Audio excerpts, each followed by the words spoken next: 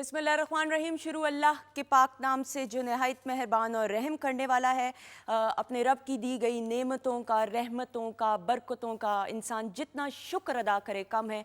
अल्लाह ताला का उठते बैठते अच्छी सेहत की वजह से हम इस काबिल बने कि हम कुछ कर सकते हैं अपने लिए, अपनों के लिए, इसका शुक्र अदा करते हुए। और सबसे बढ़कर ये कि अल्लाह ताला ने हमें एक आज़ाद मुल्क दिया है, इसका उठते बैठते अल्लाह ताला का शुक्र अदा करते हुए हमेशा अपने दिन का आगाज़ करना चाहिए। और यकीन जाने कि जब आप दिन का आगाज़ अच्छी सोच के साथ और अल्लाह ताला का शुक्र, हर छोटी से छोटी, और छोटी कोई चीज़ नहीं होती इस दुनिया में, वो शायद बज़ाहिर हम सबको लग रही होती है, हर चीज़ का शुक्र अदा करें तो आप देखें आपकी ज़िंदगी में कितनी बरकत आती है। और आप देखें कि हर कोई नहीं ज़िंदगी में चाहता कि वो हर इंसान, ख़वातीन हज़रात, में और आप, अगर हम देखें, हम सब की ख्वाहिश होती है कि हम आलीशान ज़िंदगी गुजारें जहाँ पे हम सबको आसाइशें मिलें, हमें कोई या किसी किस्म की कोई तकलीफ़ ना मिले। हम अपनी औलाद के लिए लिटरली, अपनी औलाद की एक ख्वाहिश के लिए हमारी कोशिश होती है कि हमें अगर अपनी जान भी कुर्बान करनी पड़े, ये जज्बाती जुमला एक माँ की तरफ से आ रहा है, तो वो भी शायद हमें एक सेकंड ना लगाएं। लेकिन हमारे माशरे में, पूरी दुनिया में बल्कि, बहुत सारे ऐसे लोग होते हैं जिनके पास एक वक्त की रोटी खाने के लिए शायद पैसे नहीं होते, और घर के अफराद ज़्यादा होते हैं लेकिन रोटी एक होती है और सारों ने मिल के खानी होती है, दिन रात एक करते हैं। और मजबूरी का ये आलम होता है कि वो इतने मजबूर हो जाते हैं कि फिर अपने जो छोटे छोटे 4 साल के, 5 साल के, 3 साल के बच्चे जो नया नया चलना सीख रहे होते हैं, जो नया नया बोलना सीख रहे होते हैं, जिनकी उम्र होती है गुड़ियों के साथ खेलने के लिए, जिनकी उम्र होती है छोटी छोटी ख्वाहिशात करने के लिए, उनको छोटी छोटी शरारतें करने का उनका दिल करता है, मस्तियाँ करने का दिल करता है, पार्क्स में जाके खेलने का दिल करता है। लेकिन किस हद तक, सोचिए, वो माँ बाप, वो भी माँ बाप है, वो उसी तरह माँ है, सोचती होगी जिस तरह मैं अपनी औलाद के लिए सोचती हूँ, लेकिन किस हद तक वो मजबूर हो जाती होगी कि वो छोटी बेटी के हाथों से गुड़िया लेकर उसको काम पर लगा देती होगी। और वो छोटे बच्चे को बग़ैर ये सोचे कि किस किस्म का माहौल मिलेगा, वो बाहर भेज देती है कि जाके वो काम करे, और घर में वो जो एक रोटी है वो शायद ज़्यादा आ जाए, तो घर में एक दिन का फाका ना अल्लाह ना करे हो। सो आज पूरी दुनिया में वर्ल्ड चाइल्ड लेबर डे मनाया जा रहा है, और ये बड़ी बदकिस्मती होती है। मैं समझती हूँ माशरे को मुकम्मल करने के लिए, किसी भी माशरे में एक बैलेंस लाने के लिए, हम सब जो जितने भी लोग हैं, मैंने जो प्रोग्राम का आगाज़ शुक्रगुजारी से किया, अल्लाह ताला का ये शुक्र अदा करते हुए कि आपके पास इतने वसाइल हों कि आप उन लोगों की मदद करें कि वो खुदारा मजबूर ना अपने छोटे छोटे बच्चों को बाहर भेजने के लिए। आप देखिए, आप गाड़ी की दुकान पर जाते हैं, ये मैकेनिक की दुकान पर जाएँ, टायर बदल रहे होते हैं छोटे छोटे बच्चे। आप घरों में मुलाजमों को देखें तो छोटे, मेरी रूह कांप जाती है, मेरी रूह कांप जाती है कि जब एक 5 साल की बच्ची का बैग 5 साल की ही बच्ची उठा रही है, कि उससे अपना आप नहीं संभाला जा रहा होता, और वो बच्ची जो है बैग पकड़ के, तो वो बच्ची क्या सोचती होगी, उसकी ख्वाहिशात नहीं, उसका नहीं दिल करता होगा वो अच्छे स्कूल में पढ़े। तो माशरे की तरक्की के लिए हम क्या कुछ कर सकते हैं, और चाइल्ड लेबर की रोकथाम के लिए हम अपना एक कलीदी किरदार किस तरीके से अदा कर सकते हैं, ये हम ज़रूर जानेंगे। मैं जज्बाती होकर तो फिर घंटों बात इस हवाले से कर सकती हूँ, लेकिन प्रैक्टिकली ऑन ग्राउंड इस हवाले से बात करने के लिए हमारी जो मुअज़्ज़िज़ मेहमान हैं उनको वेलकम करेंगे। लेकिन उससे पहले वीकेंड एट होम की जो फैमिली मेम्बर है मुनीरा, उनको भी खुशामदीद कहते हैं। अस्सलाम वालेकुम। वालेकुम अस्सलाम, कैसी हैं सुंदर? बिल्कुल ठीक, अल्लाह का शुक्र। मुनीरा, आप ठीक हैं? अल्लाह का शुक्र, बिल्कुल ठीक ठाक। और आपकी बातें सुन के थोड़ी सी जज्बाती होगी मैं भी सुन के, कि बिल्कुल सही आपने कहा है कि हमें चाहिए कि अल्लाह ताला का हर वक्त शुक्र अदा करना चाहिए। ऐसा ही है। और ख़वातीन ज़ात, मैं आज आपको एक ही ज़रूर बात बता दूं, मैंने एक जगह पे पढ़ा था, मफ़हूम उस बात का ये है कि हर इंसान के लिए आपको अच्छा सोचना चाहिए। ये शायद टॉपिक से रिलेटेड बात नहीं है, लेकिन जनरल अच्छी बातों के लिए टॉपिक की ज़रूरत नहीं होती। किसी शख्स ने ये लिखा था, मफ़हूम था कि मैं आज तक पूरी ज़िंदगी 2 तरह के ऐसे लोगों को तलाश करता रहा। एक वो शख्स कि जो किसी के साथ बुरा करे जानते बूझते हुए, और उसके साथ बदले में बुरा ना हो, ऐसा हो नहीं सकता, वो वापस आता है अमल बुरा अगर आप किसी के लिए बुरा करें। और दूसरा वो कि अगर वो अपने अल्लाह ताला के, बल्कि माजरत अल्लाह ताला के दिए गए पैसों में से दूसरों की मदद ना करे, तो उसके ख़जाने में से कमी नहीं आएगी, उल्टा अल्लाह ताला उसको और नवाजता है। तो ये बड़ी सोचने वाली बात है। बहरहाल जी, चाइल्ड लेबर डे के हवाले से बात करने के लिए मेरे साथ जो मुअज़्ज़िज़ मेहमान मौजूद हैं, ख़ास तौर पर इस्लामाबाद से तशरीफ़ लेके आई हैं। We'd like to welcome Afshan Tehseen साहिबा, national commission for child rights की चेयरपर्सन हैं और मोटिवेशनल कोच भी हैं, सोशल एक्टिविस्ट भी हैं। वेलकम करते हैं। अस्सलाम वालेकुम जी। वालेकुम अस्सलाम। आपका बहुत बहुत शुक्रिया, thank you so much. Thank you very much. आज का दिन वर्ल्ड चाइल्ड लेबर डे। अभी बच्चों का दिन, बच्चों के हकूक़ के हवाले से बात करें मैम, पाकिस्तान कहाँ पे स्टैंड करता है, क्या कहेंगी? देखें, पहले तो मैं ये बताती चलूँ कि पूरी दुनिया में कोई 160 मिलियन के करीब जो बच्चे हैं वो चाइल्ड लेबर का शिकार हैं। ठीक है। और जब कोविड पेंडेमिक आया तो चाइल्ड लेबर कम होने की बजाय बढ़ गई। लेकिन दूसरी तरफ अगर हम बिलखुसूस पाकिस्तान की बात करें तो पाकिस्तान का हाल भी कोई बहुत हम उसको मस्बत तरीके से नहीं ले सकते, क्योंकि पाकिस्तान के अंदर भी हम घर से सुबह निकलें तो हमें अपने दाएं बाएं सड़क पे, हम चाहे काम पे जा रहे हैं, कोई स्कूल जा रहा है, तो हमें सड़कों पे बेतहाशा बच्चे बैगिंग करते हुए, चाइल्ड लेबर करते हुए हमें नज़र आते हैं। और हम थोड़ा सा अगर सोसाइटी में मज़ीद अगर झांके तो हमें लगता है कि घरों के अंदर डोमेस्टिक चाइल्ड लेबर भी है। तो पाकिस्तान के अंदर भी सिचुएशन बहुत गंभीर है। और इस हवाले से मैं ख़ास तौर पे आपको ये बताना चाहूँगी कि आखिरी दफ़ा पाकिस्तान के अंदर जो चाइल्ड लेबर सर्वे हुआ था वो 1996 में हुआ था। तो चूँकि 1996 के बाद अभी तक सर्वे नहीं हुआ तो हमें एग्जैक्ट फैक्ट्स एंड फिगर्स नहीं पता। लेकिन हमें, जैसे मैंने अभी कहा, कि हमें सड़क में जाने की देर है और दाएँ बाएँ हमें बच्चे नज़र आते हैं, जो खुद इस बात का सबूत है कि चाइल्ड लेबर जो है बहुत रैम्पेंट है, बहुत ज़्यादा है। मेरी तो रूह कांपती है, सॉरी टू इंटरप्ट यू, मेरी रूह कांप जाती है जब हम छोटे छोटे बच्चों को, जिनकी उम्र में होती है कि खातों में खिलौने हो या किताबें हो, उनसे वो छीन के, और कोई जानबूझ के, कौन माँ बाप, कोई माँ और बाप इतने जालिम कोई हो ही नहीं सकता कि, लेकिन कितने मजबूर होंगे, मैं इसको इस तरह देखती हूँ। अच्छा मैम, आपकी कंट्रीब्यूशन और आपका जो इदारा है, आप चेयरपर्सन है national commission for children rights की, तो उस हवाले से ज़रा थोड़ी सी आपकी कंट्रीब्यूशन पे भी नज़र डालते हैं, फिर वापस आते हैं। जी दिखाइएगा।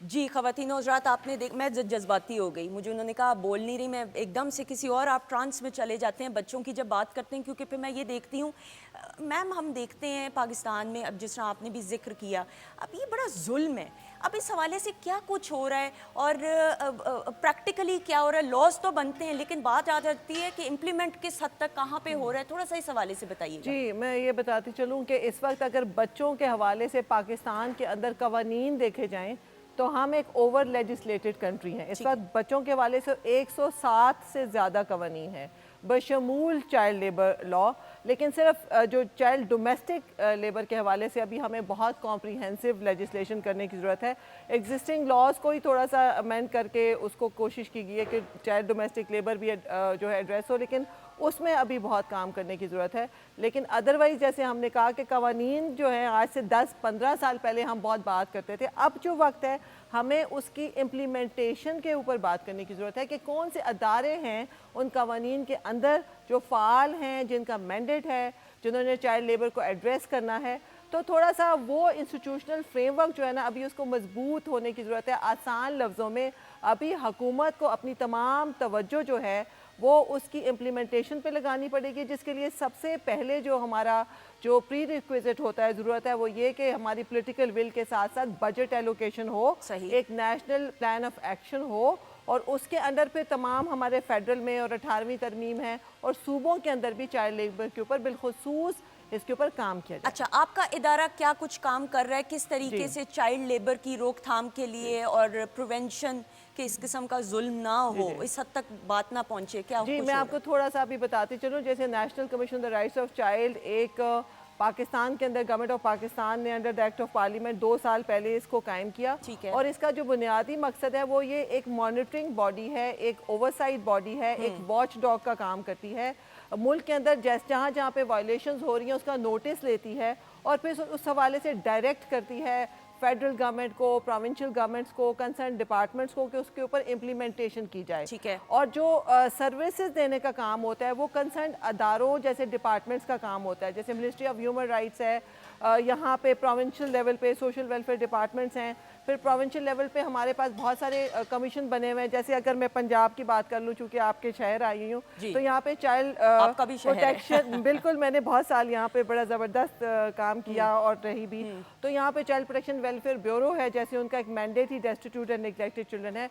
तो इस तरह के जो तमाम अदारे हैं, हमारा काम ये होता है कि मुल्क के अंदर देखा जाए कि कवानीन में क्या तरमीम की ज़रूरत है, अदारों की वर्किंग के हवाले से क्या सिचुएशन है, कंप्लेंट्स कौन सी आ रही हैं उनको हैंडल करना है। तो वो हम अपनी पॉलिसी, देखिए कवानीन जो ज़्यादातर आती हैं वो तो पाकिस्तान में चाइल्ड अब्यूज़ के हवाले से सबसे ज़्यादा आती हैं। यानी वो फिर अगर मैं if I am not wrong, अगर हम देखते हैं मैकेनिक की दुकान के ऊपर बच्चे को फिर अब्यूज भी हो रहे होते हैं वो बच्चे जी। वो यानी वो सिर्फ काम की हद तक नहीं है वो एक्सप्लॉइट हो रहे, लेकिन वो खुदा ना खास्ता अब्यूज भी हो रहे मैं होते हैं। थोड़ा सा आपको ये बताती चलूँ। देखिए मैं दो बातें करूँगी। एक तो मैं ये बात करूँगी कि हम सब ये जानते हैं, सोसाइटी ये जानती है कि एक बच्चा वो है जिसके पास घर है, छत है, गाड़ी है, स्कूल है, माँ बाप का प्यार है, खाने को हर तरह का खुराक है, बर्गर्स हैं, लेकिन एक बच्चा वो है जिसके पास ना छत है, ना कपड़े हैं, ना पाँव में जूता है, ना पेट में रोटी है, ना रहने को कोई जगह है। और ये तमाम बच्चे जब ये बाहर कमर्शियली काम कर रहे होते हैं या बैगर होते हैं या चाइल्ड लेबरर्स होते हैं,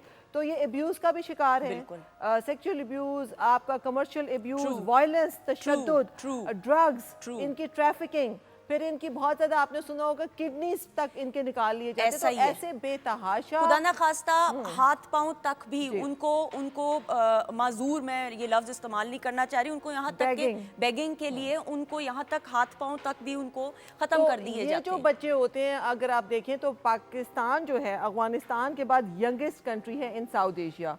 तो यहाँ की आपके पास 48% जो आबादी है बच्चों और यूथ पे मुश्तमिल है।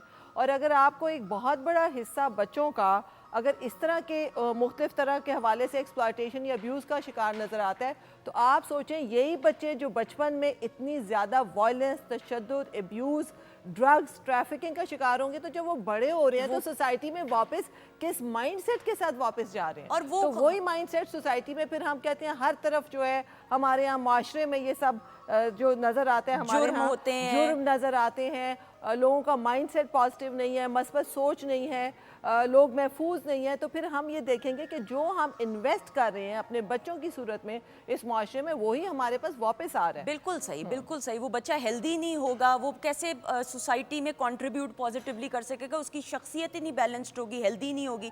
अच्छा, मैं ज़रूर जानना चाहूँगी वाइटल रीज़न क्या है? It is very hard to say कि मैं आपसे पूछूं कोई एक रीज़न, लेकिन आप जितना फील्ड वर्क करती हैं, प्रैक्टिकली आप देखती हैं, कौन सी एक ऐसी वजह है? अगर मैं कहूँ तो लिटरेसी रेट की भी कमी है, इतना शऊर ही उजागर नहीं हुआ। बिल्कुल जी। देखें, सबसे पहले तो गवर्नमेंट ऑफ पाकिस्तान में 2011 में जो बहुत बड़ा हमारे पास एक गिफ्ट है वो आर्टिकल 25A है, जो कि राइट टू एजुकेशन देता है 16 साल की उम्र तक। अगर हम उसकी इम्प्लीमेंटेशन इंश्योर कर दें तो हमारे बहुत सारे ये मसाइल जो हैं हल हो सकते हैं। हम 2.5 2.8 से ऊपर बजट में नहीं जाते, तो हम ये समझते हैं कम से कम 4% तक तो कभी हिस्ट्री में फिगर आए कि हम बोल सकें, ताकि हमारे ये तमाम बच्चे जिसको कहते हैं जी 28 करोड़ या इससे ज़्यादा जो है वो स्कूलों से बाहर है। तो मुझे लगता है कि जिस तरह पाकिस्तान की आबादी 2.4% पर ईयर के हिसाब से बढ़ रही है, तो फिगर इससे बहुत ज़्यादा होगा। तो सबसे पहले तो राइट टू एजुकेशन, बाहर के ममालिक में भी जब इस तरह का आर्टिकल्स या एजुकेशन के लॉज हैं, वहाँ अगर बच्चा सड़क पे है तो वालिदैन को पकड़ लिया जाता है। बिल्कुल ऐसा यहाँ पे चूंकि इम्प्लीमेंटेशन नहीं है लॉज की, तो ये इशू है। सेकेंडली, पावर्टी हमारे पास एग्जिस्ट करती है कि पावर्टी मेन डिविडेंट है, रीज़न है, गुर्बत है। तीसरा जो सबसे बड़ी वजह है जो मैं इस वक्त कहना चाहूँगी वो है गुर्बत से हट के माइंडसेट, सोच की तब्दीली। इसमें मैं थोड़ी सी बात करना चाहूँगी कि हम बाकी तो तमाम चीज़ों में हुकूमत के ऊपर जिम्मेदारी डाल देते हैं, ये भी जिम्मेदारी हुकूमत की है, ड्यूटी बेटर है, लेकिन अगर आप चाइल्ड लेबर और डोमेस्टिक चाइल्ड लेबर देखें तो मैं और उन वालिदैन को जो अपने बच्चों को भेजते हैं, जो कि उनका भी माइंड सेट है कि बड़े होकर कौन सा अफसर बन जाना है, इन्होंने कौन सा बड़े पैसे ले आने हैं, तो ये जितने बच्चे ज़्यादा होंगे हमारे हेल्पिंग हैंड्स होंगे, हमारे घर में रोटी इनकम लेके आएंगे। दूसरी तरफ जो सबसे बड़ी वजह है, अगर आप चाइल्ड डोमेस्टिक लेबर में या चाइल्ड लेबर में भी देखें, तो वो तमाम लोग जो कि साहिब हैसियत हैं, जो कि अल्लाह ताला ने साहिब उनको इस्तिताअत दी है, जो कि वेल ऑफ हैं, अगर देखें तो सोसाइटी में सबसे ज़्यादा एक्सप्लॉयटेशन वो लोग कर रहे हैं उन बच्चों को घरों में रख के, बिल्कुल सही। क्योंकि उनको तनख्वाह बहुत कम देनी पड़ेगी। आपको पता है कब कहाँ कहीं पे तो 500 रुपये बगैर सिर्फ रोटी पे भी रखा जा रहा है, और 5-5 साल के बच्चे भी बिल्कुल। घरों के अंदर चाइल्ड लेबर जो है वो कर रहे हैं। तो सबसे ज़्यादा तो हम मुआशरे ने अपने आप से सोचना है ऐसा ही कि है। हम अपने इनफरादी सतह पे और इज्तिमाई सतह पे मुआशरा की क्या कंट्रीब्यूशन है, मुआशरा क्या कर रहा है, उनका क्या किरदार है। चाइल्ड लेबर में तो मैं ख़ास तौर पे ओनर्स जो है वो हुकूमत के साथ साथ मैं सोसाइटी पे ऊपर रखूंगी कि आपके बच्चे के बराबर का ही आपने एक चाइल्ड लेबरर रखा होता है। बिल्कुल ऐसा ही तो है। आपका अपना क्या किरदार है सोसाइटी में कि उन बच्चों के लिए बजाय इसके कि हम मिलके कंट्रीब्यूट करें, उन बच्चों को आप हम उनको स्पॉन्सर कर दें। उनको स्पॉन्सर हाँ। करें, उनकी मंथली जो हम सदका खैरात जो भी हम देते हैं, अल्लाह ताला ने हमें इतनी मालो दौलत से नवाजा है, हम उस मालो दौलत के बदले बहुत सारे गुलाम लेबरर्स, बहुत सारे इस तरह के मुलाजमीन छोटे छोटे रख लेते हैं और फिर उनको हर तरह से तशद्दुद का भी निशाना बनाया बिल्कुल। जाता है। और हमारे यहाँ ये ख़वातीन हज़रात, ये बड़ी अलार्मिंग बात है। मैं मैम से क्या कहूँ कि उनका इदारा क्या कर रहा है, या हम हुकूमती सतह पे क्या देखें।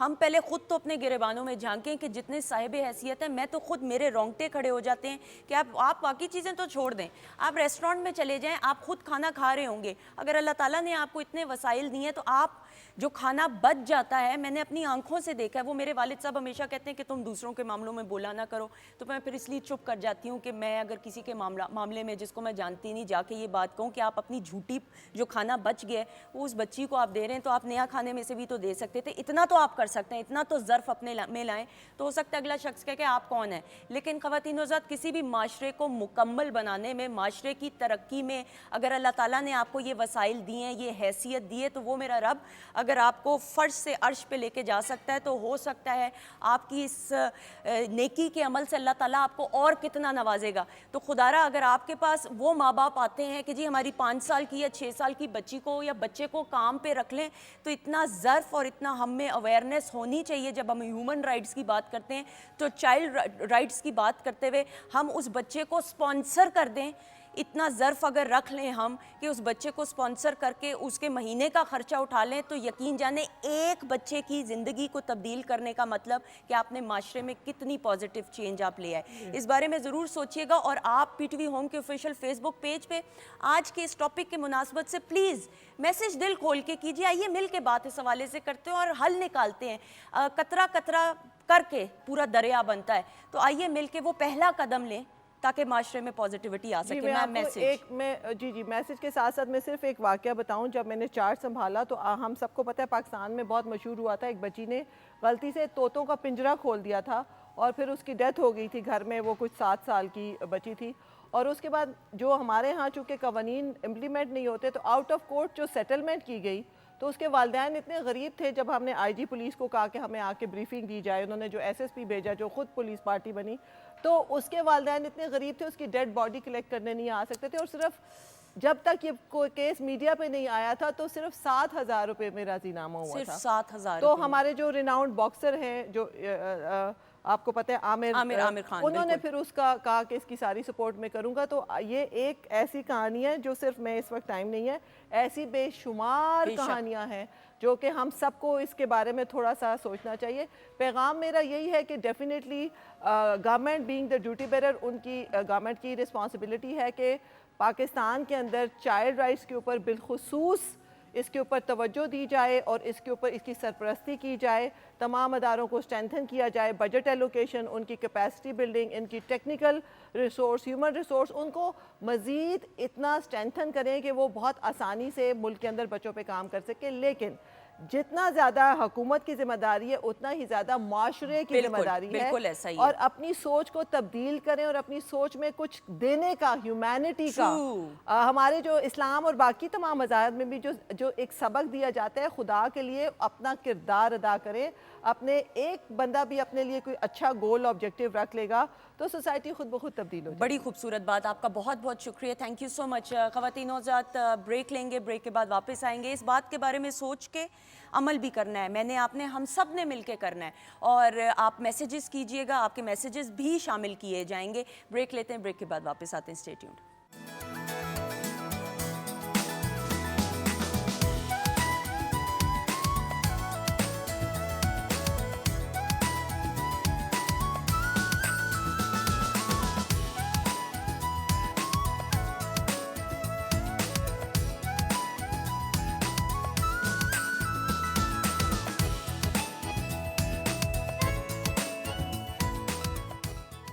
जी ख़वातीन और हज़रात, खुश आमदीद, welcome back once again. Weekend at home और आपके फेवरेट सितारे आपके साथ मौजूद हैं। अब मैं क्या कार्ड देख के तो नाम बोल लूँ, नाम खैर बोलने के लिए कार्ड देखने की तो बिल्कुल ज़रूरत नहीं है। ख़वातीन और हज़रात, मेरी जो पहली मेहमान शख्सियत है पाकिस्तान टेलीविज़न नेटवर्क से तो करियर का आगाज़ हुआ ही हुआ। वो सफ़र हमने, अच्छा कितनी अजीब बात है, मोहसिन गिलानी साहब के कितने मैंने इंटरव्यूज़ किए, ये वैसे very bad on my part कि मैंने ये सवाल आज तक नहीं पूछा। आज हम ये पूछेंगे, लेकिन प्राइवेट चैनल्स पे बहुत सारा काम करते हुए देखते हैं और रोबदार वाले जो रोल्स होते हैं, आवाज़ अल्लाह ताला ने इनको बहुत खूबसूरत आवाज़ से नवाजा है। सो आपके अपने मोहसिन गिलानी साहब, अस्सलाम वालेकुम। वालेकुम अस्सलाम, वालेकुम अस्सलाम। सबसे पहले तो पीटीवी का बहुत बहुत शुक्रिया कि हमें इस तरह इज्जत देता है। हमारा अपना घर है और ये प्रोग्राम फिर से शुरू हुआ, तो इसलिए अल्हम्दुलिल्लाह। पीटीवी के लिए, मोहसिन जाफिर साहब के लिए, आपके लिए, पूरी टीम के लिए बहुत सारी तारीफ। बहुत शुक्रिया नवाजिश। बहुत खुशी की बात। हमने कहा वो एंट्री जो करानी है तो बेहतर है वो 3-4 मिनट जो लगेंगे, हाँ वरना होती है एंट्री ना, वरना मेरी एंट्री होती है और मैं क्लैप करते हुए आता हूँ और आके कोई बात नहीं करता हूँ। ऐसा ही है। आज तक अगर मेरा रेडियो पाकिस्तान से लेके यहाँ तक तो 45 साल का सफ़र है मेरा, ठीक है। रेडियो पाकिस्तान मुल्तान से पीटीवी तक। अब मैं पहले जरा तारुफ करा लूं, तारुफ पर यहाँ करा से दें, 45 फिर आपने फिर वो वाला सवाल जरा करें। लेवल चेक कीजिए। क्योंकि जो आपकी पड़ोसन है उनसे मुलाकात मेरी मेकअप रूम में पीटीवी के हुई और फिर मैंने कहा भाई आज तक देखा टीवी पे जारिया को हमने पीटीवी के लिए बहुत सारा काम करते हुए, अभी music show PTV Lahore centre से कर रही हैं, हीर रांझा प्ले किया, प्राइवेटली बहुत सारा काम किया। सो हम जल्दी से जारिया को भी वेलकम करेंगे। और आज तक मैंने हमारे शो में ये आ नहीं सकी, कुछ हुआ मिसकम्युनिकेशन है ना। द वन एंड ओनली जारिया भट्ट, अस्सलाम वालेकुम। वालेकुम अस्सलाम, थैंक यू सो मच, आपने मुझे इनवाइट किया। नहीं ऐसी बात ही नहीं, आपने मेरी बात सुने, आपका उधर सेट लगता है, आप उधर से इधर आ जाए, करें बात ही खत्म हो गई। आपको इनवाइट करने की तो ज़रूरत भी नहीं है। जी हाँ, बस ऐसे ही है। थैंक यू, बहुत शुक्रिया, बहुत शुक्रिया। अच्छा जी, अब जो अगली मेहमान है ना, अब ये ऐसी मेहमान है कि ये जब जब आप इनको देखते हैं स्क्रीन पे तो हंसते हुए मुस्कुराते हुए इनको तो देखते ही, इनका अपना एक ख़ास अंदाज़ है। और मैंने हमेशा ये बात कही है ऑफ एयर भी ऑन एयर भी कि रूबी अनम जो हैं उनकी जो पर्सनैलिटी है बड़ी पॉजिटिव है और फीमेल कमेडियंस के अंदर जो है इनका एक अपना स्टैंडर्ड है, इनका कंपटीशन नहीं किसी के साथ किया जा सकता। जो इनकी विट है और एकदम से स्पॉन्टेनियसनेस है, इसका मुकाबला नहीं किया जा सकता। तो हमने सोचा जल्दी से बुलाया जाए और बिठा ही दिया जाए रूबी अनम। अस्सलाम वालेकुम। वालेकुम सलाम, बहुत बहुत शुक्रिया। नहीं मेरी बारी ताड़ियां नहीं मारियां हैं खैर, जरा मैं तेरी बारी एडी एडी जोर दी हैं, वेखो तो सही। ते तुसी क्यों नहीं ताड़ियां मारियां भाई, तुसी मेरे रिश्तेदार नहीं है? मैं प्रॉमिस, मैंने तालियां बजाई, मेरे कार्ड थे हाथ में, ये तालियां। मैंने भी तालियां ऐसे की थी। बहुत बहुत शुक्रिया। और इस प्रोग्राम को परवरदिगार दिन दुगनी रात चौगनी तरक्की अता फरमाए। आमीन, सुम आमीन। और मोहसिन गिलानी साहब बहुत बहुत शुक्रिया, आपने मुझे इस काबिल समझा के आप मेरे साथ बैठ गए, वरना तुसी कह सकते हो भाई मैं तो इधर काम नहीं करना। नहीं रियली आप इतने प्यारे फनकार इसलिए हैं। कि मेरा ख्याल है 20-22 साल से तो मेरा साथ रूबी अनम साहब वैसा। अच्छा, आप लोगों ने इकट्ठे तो काम किया होगा। बहुत मैं जरा काम पहले किया। अगले मेहमान और का मैं तारुफ, इसकी एक खूबसूरती भी बताऊंगा। फिर मैं इसकी तारुफ बात करा की। दूं हाँ। फिर जरा इस हवाले यार से। करा दिया करो, फौरन वो बेचारे पहले घबराया है। सॉरी मैंने माफ करना है। गर्मी च बंदे दा मरने वाला हाल हो ही जाता है। मैं अली रजा साहब के बारे में कुछ नहीं सुनूंगी। अली रजा साहब एक बहुत नामवर नाम माशाल्लाह से, और क्लासिकल गायकी की, गज़ल गायकी की खास तौर पे बात करें तो अली रजा साहब पाकिस्तान टेलीविज़न नेटवर्क के मुख्तलिफ बड़े बड़े प्रोग्राम्स का, और प्राइवेटली भी हमने इनको बहुत सारा चैनल्स पे काम करते हुए देखा। तो वेलकम करेंगे अली रजा साहब को। अस्सलाम वालेकुम। मैं ਤੇ ਇਹਨਾਂ ਨੂੰ ਪੀਟੀਵੀ ਤੇ ਹੀ ਵੇਖਿਆ, ਵਾਕਈ? ਕਦੀ ਮੇਕਅਪ ਰੂਮ ਚ ਵੇਖਿਆ, कभी किते ਇਹ स्टूडियो ਦੇ ਬਾਹਰ, कभी बी ਦੇ, मैं ਇਹਨਾਂ ਨੂੰ ਇੱਥੇ ਹੀ ਵੇਖਿਆ माशाल्लाह। लेकिन काबिल कैसे हैं आप? अल्लाह का शुक्र है जी। ਹਾਏ ਨਫੀਸ, ਅੱਲਾ ਦਾ ਸ਼ੁਕਰ। कम बोलते हैं, आपको पता है? ਸਾਡੇ ਨਾਲ ਰਹਿ ਕੇ ਵੇਖੋ ਕਿਤੇ ਕਿਤੇ ਮੇਰੇ ਨਾਲ ਬਾਤ ਆ ਜਾਏ। सर कैसा लग रहा है प्रोग्राम में आगे? बहुत अच्छा, बहुत आला।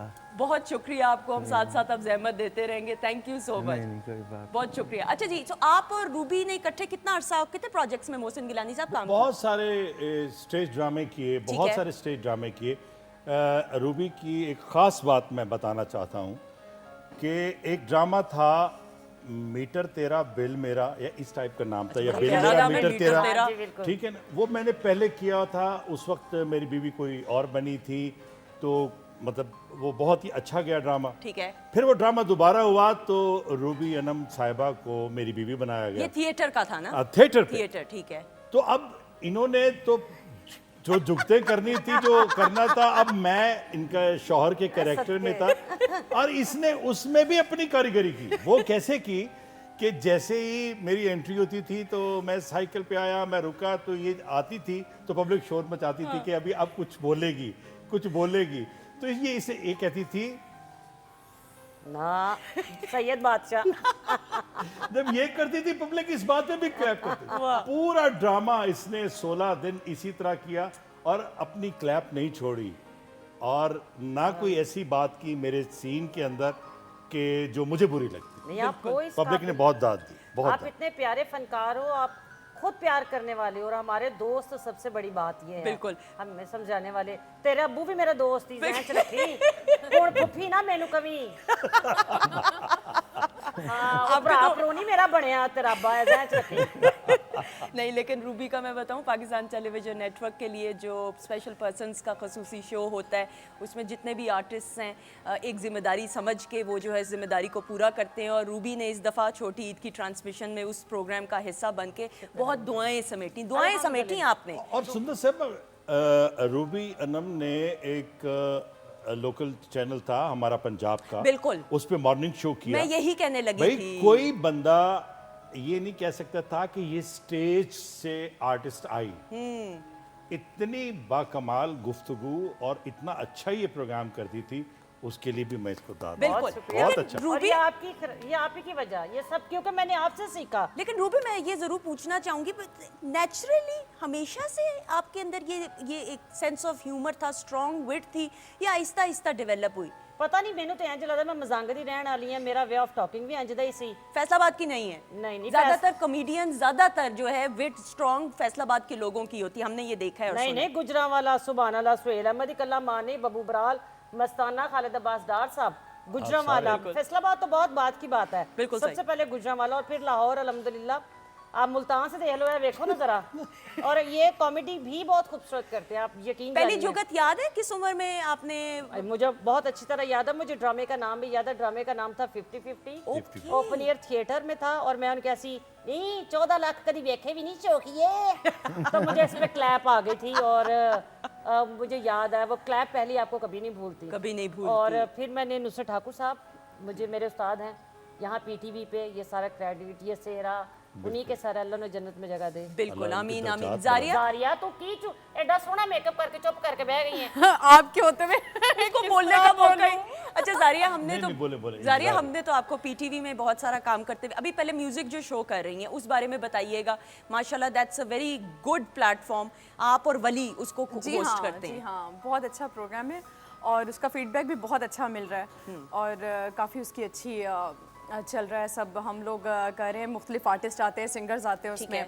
और क्योंकि मैंने भी सिंगिंग की थी और थोड़ी बहुत म्यूजिक एक्टिंग भी तो की, एक्टिंग ही रांझा प्ले पीटीवी किसे? मैं यही बात करने वाला था कि उस तरफ तो आ नहीं रही कि पाकिस्तान टेलीविजन से चलने वाला सीरियल हीर रांझा, मैंने चूचक किया था और मेरी बेटी हीर का रोल, लीडिंग रोल जारिया ने किया और था। रांझा थे और एहसन सबा खान। फैसल हमारी मेरी बीवी बनी थी, जी। मलकी था जी character। बिल्कुल। और इन हाउस प्रोडक्शन थी पीटीवी की, वो फिर आपने किया, वो तो इतना उसको top जिक्र hit नहीं था। कर रहे। अभी भी मोहसिन साहब देखें कि आप YouTube पे जाएं और आप देखें कि कितने कितने व्यूज हैं हीर रांझा के एक एक गाने पे। अच्छा हाँ, ऐसा मेरी भैन लगदा सी ही, रांझा नहीं सी लगदा।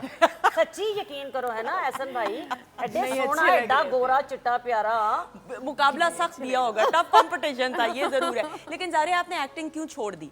एक्टिंग क्यों नहीं अब क्यों करते? छोड़ दी मैंने दरमियान में कुछ गैप ले लिया था और क्योंकि मुझे थोड़ा सा फैमिली को टाइम देना था, फिर मैंने एक्टिंग छोड़ दी। अब दोबारा से मैं काम शुरू। That's a good thing. We want to see you more on screen. Mohsin Gilani साहब, हम बात करते 40 साल पहले, 45 बरस हो गए रेडियो पाकिस्तान मुल्तान से बच्चों के प्रोग्राम से लेके प्राइड ऑफ परफॉर्मेंस और आज की इस शो वाह। तक वाह 45 बरस। माशाल्लाह, और पीटीवी लाहौर सेंटर में एंट्री पहली हुई। एंट्री पीटीवी लाहौर सेंटर पे जब मैं आया तो आना बजाते खुद कितना आसान था, गेट के उस पार से इस पार तक आना भी बड़ा मैं टाइम। वही अर्ज कर रहा हूँ। सबसे पहले तो ये था कि सराइकी हुआ रुत रंगीलड़ी शुरू हुआ। ठीक है। असलम कुरैशी साहब उसके प्रोड्यूसर थे, तो उन्होंने मुल्तान के आर्टिस्ट, भावलपुर के आर्टिस्ट, लाहौर से भी आर्टिस्टों को वो काम करवाते थे, तो मुझे बुलाया गया और मैं इस कदर मतलब खुश था कि पीटीवी से बुलाया गया। यकीनन मेरे लिए हीरो का कैरेक्टर होगा, बहुत अच्छा होगा, क्योंकि मुल्तान में एक नाम था रेडियो पाकिस्तान और स्टेज की वजह से। तो मैं उसी खुशफहमी में बड़ा खुश यहाँ पहुँचा। तो सबसे पहले मुझे 2 से 2.5 घंटे गेट के बाहर सड़क पे अपनी बारी का इंतज़ार करना पड़ा। फिर मेरी बारी आई, आगे आए तो फिर मतलब प्रोड्यूसर साहब भी नहीं थे कमरे में, ठीक है। घंटा डेढ़ वहाँ इंतज़ार करना पड़ा। फिर कुछ तो जब स्क्रिप्ट दिया गया तो मैं हीरो वाले कैरेक्टर को ना पढ़ता गया। अच्छा।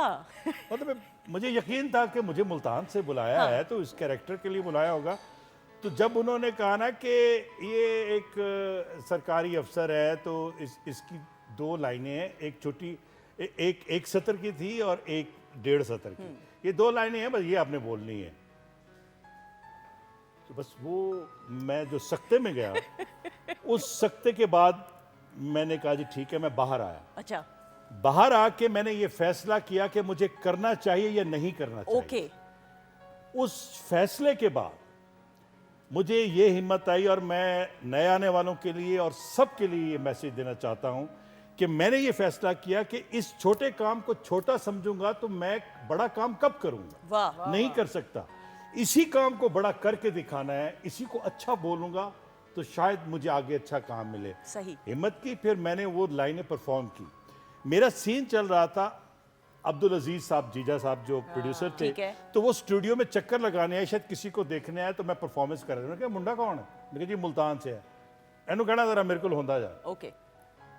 मैं गया तो मैं वैसे ही कंफ्यूज था कि पता नहीं क्या है क्या नहीं। तो वहाँ उन्होंने मुझे एक कैरेक्टर की ऑफर की कि जी ये कैरेक्टर आपने करना है, जो एक बुखार की हालत में एक शख्स, घर का कमाने वाला नौजवान, वो पड़ा है तो किस तरह वो जो बुखार की और उस तकलीफ की जो मैंने परफॉर्मेंस की, तो वो यावर हयात साहब की नज़रों में बस फिर रास्ता जो बना, फिर तो हाँ। तो फिर अब तक रुका नहीं। वाह। सिर्फ वही एक लाइन अगर मैं कहता कि ये छोटी है, तो पीटीवी ने मुझे यहाँ खड़ा किया। देखें तो ये कितना बड़ा सबक है, जिससे, और ये कैसी इंस्पिरेशन है कि वो एक लम्हा था और आपने किसी से मुशावरत नहीं की, ना, बाहर ना, गए, वो खुद बाहर सोचा। निकल के सिर्फ ये सोचा करना चाहिए या नहीं करना चाहिए। फिर ये सोचा कि अगर इसको छोटा समझ के छोड़ दूंगा तो बड़ा काम कैसे मिलेगा। और आपने भी उसी तरह सोचा जिस तरह हर बच्चा सोचता है कि पहली ही कॉल पे हीरो या हीरोइन की ऑफर होनी चाहिए। हाँ, हम क्यों करें कोई साइड कैरेक्टर या कोई और कैरेक्टर जो छोटा हो। देखो ना, अगर मुझे बताया गया होता ना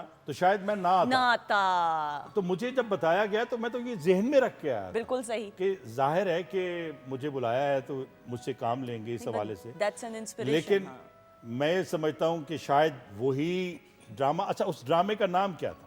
उसका नाम था सराइकी में पंध, जिसको कहते हैं सफर, पैंडा, वो उसका नाम था। वहां से पैंडा, सफर, पंध शुरू हुआ और आज यहाँ बैठा। माशाल्लाह माशाल्लाह। देखें ख़वातीन हज़रात, ये यहाँ से जो है हमारी नौजवान नस्ल, जिसमें मुझे ऐसा लगता है थोड़े सब्र की कमी है कि रातों रात शोहरत मिल जाए, किसी काम में भी रातों रात शोहरत नहीं मिलती और ज़िंदगी में सोच समझ के आपको फ़ैसले करने चाहिए और तहम्मुल के साथ आपको सक्सेस मिलती है और फिर आप अपनी मंजिल तक पहुँचते हैं। अच्छा रूबी, सो फिर आपका जो पीटीवी होस्टिंग, पीटीवी के लिए भी तो की ना शुरू में? मैंने अवार्ड विन किया है माशाल्लाह यहाँ से। बिल्कुल। तो आपका जो सफ़र है वो कितना कुछ सीखने को मिला?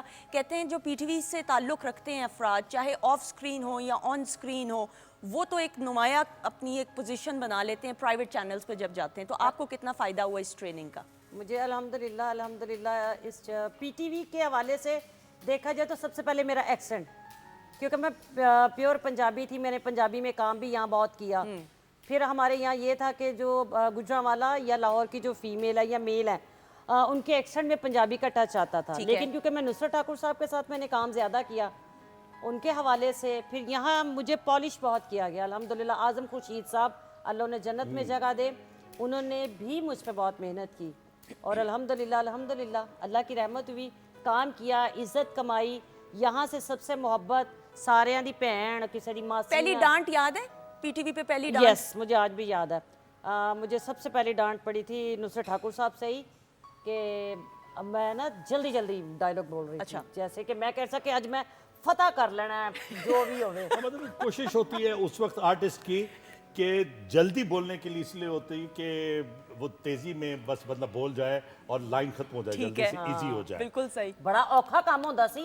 बिल्कुल। तो मुझे ठाकुर साहब ने कहा कि अच्छी लिसनर बन पहले सुनो, जहाँ इसकी लाइन खत्म होगी, इसकी कैंची जहाँ खत्म होगी वहाँ से। अब आप यकीन जाने ऐसे ही हुआ कि वो जब कमल काटती थी तो मैं कैंची की आवाज़ चक्कर च पै जानी था। मैंने की कर रही है तू रूबी। और फिर एक ड्रामा अमजद इस्लाम अमजद साहब का था, उसमें मुझे स्क्रिप्ट ही याद नहीं था। उसके लिए सारी रात, मेरे ख्याल में यहाँ भी काफ़ी लोग होंगे अच्छा। जो जहाँ हर रात 11 बज गए। उन्होंने कहा 1 गो में ये सीन। अच्छा, बगैर टेक के। हाँ जी, वो 1 गो सीन था और 3 पेजेस का सीन था। उसमें दिखाया कि मैं एक होस्ट बगैर कट हूँ के। और कोई कट नहीं है, कुछ नहीं है, और उसको याद करना, तौबा। ओहो हो। मैं कहनी है मेरी ओ बेइज्जती। मैं तू रूबी तू तो बड़ी एक्टर बनी है।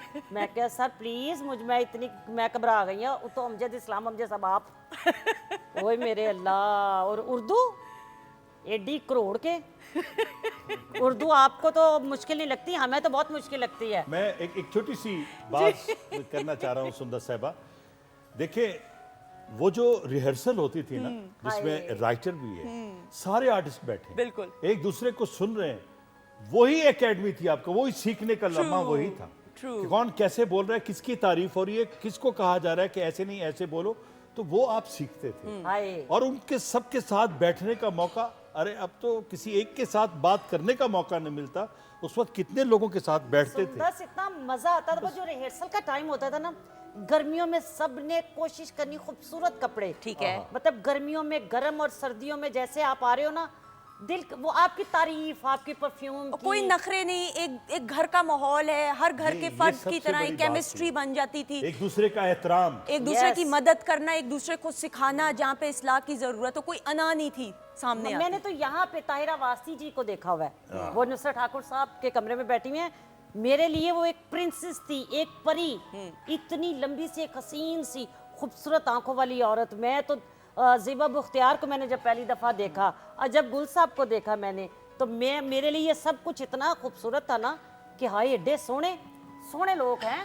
सही, बिल्कुल सही। सुन रही है, सुन रही है। सुन रही है। पहला चेक याद है आपको? पहला चेक मुझे याद कितने है। का मिला? मेरा 1650 रुपए का था और मेरे ख्याल में वो अभी तक मेरे पास पड़ा होगा। रियली? यस। और मैं किसी दिन आपको लाके भी दे दूंगी। है? एक्सपायर हो गया अब तो। मेरे को रेडियो दा वीक के 300 रुपए दा, वो भी मैं खर्च नहीं किया क्योंकि मेरे पास वो भी इनको आके लाके देना और कहना है कि नकद दो। नकद। शहज़ोर की लहरें में प्रोग्राम था बिल्कुल। और मुझे वैसे रेडियो करने का ज्यादा शौक। ज्यादा शौक। अली रजा साहब, पाकिस्तान टेलीविजन नेटवर्क के साथ बहुत परफॉर्म किया सर, तजुर्बा कैसा रहा, एक्सपीरियंस कैसा रहा? यहाँ का तो फिर बात कुछ और है, ये तो एक मदर इंस्टीट्यूट है। तजर्बा था तो आ गया हूँ आपके पास। हाय क्या बात है, एडा कॉन्फिडेंस कितने आजकल के लोगों में नहीं। तजर्बे की बात, ये आदमी जब आता है तो किन मुसीबतों से वो ये बिल्कुल। गेट क्रॉस करते हैं, बिल्कुल ऐसा ही। और वो गेट क्रॉस करके जब यहाँ आते हैं फिर आगे से भी रिफ्यूज हो जाते हैं। सर मैं यही बात कि वो जो गेट क्रॉस करने का था वो बताइएगा जरा लोगों को। बस वो बाहर से कह देते थे कि भाई अंदर वो नहीं है, आप जाओ। फिर एक दिन गेट खुल गए। कैसे वाह। खुले? कितना अरसा लगा उस गेट को खुलने में? कितना टाइम लगा? जिंदगी बीत गई उस गेट पे, लेकिन आज वो गेट खुल गए अल्लाह की रहमत, अल्लाह का और करम। शुक्र है मालिक का। और ये किस सन की बात है? ये कितना अरसा पहले की बात है? ए भैड़ी गल है, तू सारियां दी उम्र पूछी जानी है। मेरा जब मैं शागिर्द हुआ था अपने उस्ताद जी का, मास्टर नायत साहब का, जी। तो उनके बाद फिर मुझे इजाज़त हुई, फिर रेडियो पे ट्राई की, 8 दफ़ा फेल हुआ ऑडिशन में। ओए होए, रेडियो तो हाँ जी, 8 दफ़ा फेल हुआ। उसके बाद फिर उस्ताद नज़र हुसैन आए सदके। वहाँ उस वक्त कंपोज़र थे रेडियो पे, तो उन्होंने पीएम से बोला कि यार इस मुंडे ने तुसी क्यों रिजेक्ट कर देंगे, ये तो ठीक गांदा है। आए उन्होंने कहा कि फिर आप गवाओ इससे, कल गवाओ मास्टर नजर साहब को। अरे वाह। मुझे। तो फिर उन्होंने मुझे गवाया तो मैंने आंखें बंद करके सारा ही गाना गा दिया, सही हो गया। वाह वाह वाह वाह। फिर मैं अप्रूव हुआ, फिर सी क्लास, फिर बी क्लास, फिर ए क्लास, फिर अब ओएस हुआ। तो जब मैं ओएस हो गया उन्होंने मुझे निकाल दिया कि जा हम तेरा कोई काम नहीं है। नहीं नहीं इतने है लेकिन ये है कि रेडियो पे मैं बहुत गाया हूँ। बिल्कुल सही।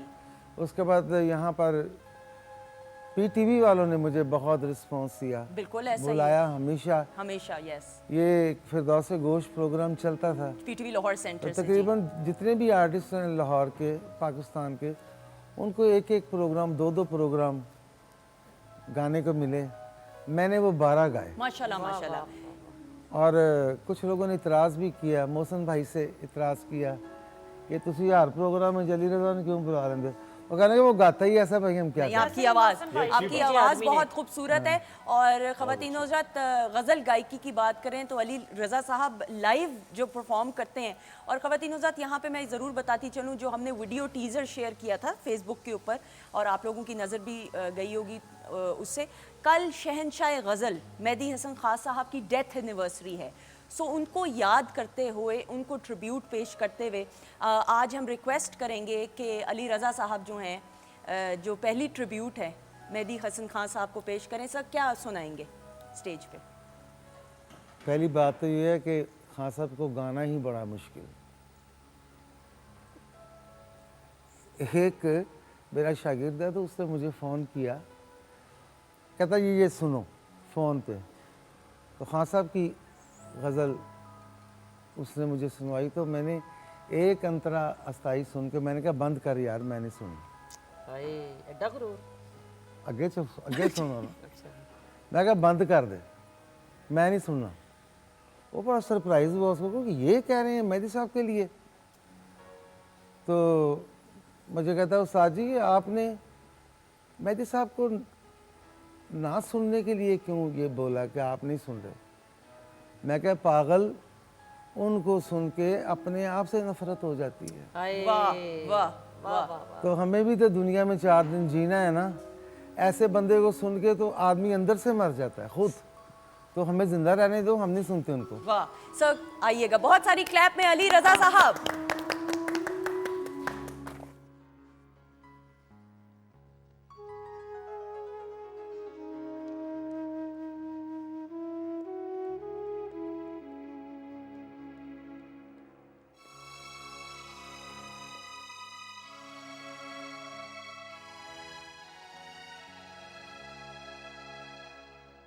तेरे भीगे बदन के खुशबू से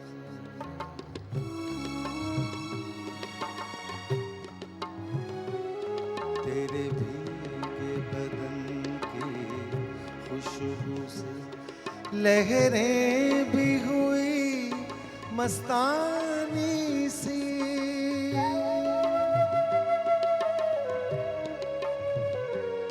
तेरी जुल्फ को छूकर आज हुई खामोश हवा दीवानी सी।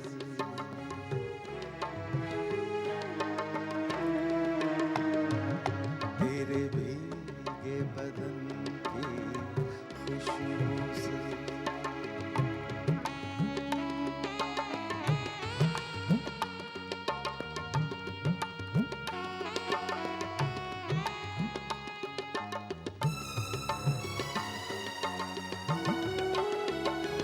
ये रूप का कुंदन महका हुआ,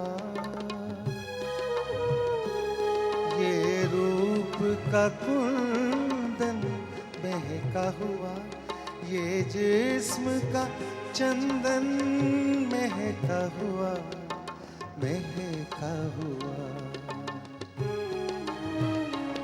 इल्जाम न देना फिर मुझको, इल्जाम न देना फिर मुझको, हो जाए अगर नादानी से।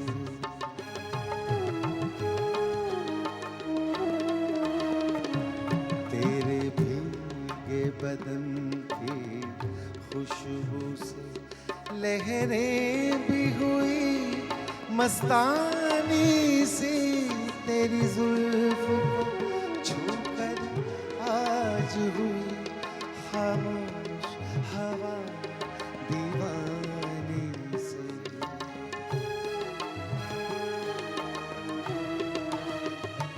तेरे भीगे बदन की खुशबू से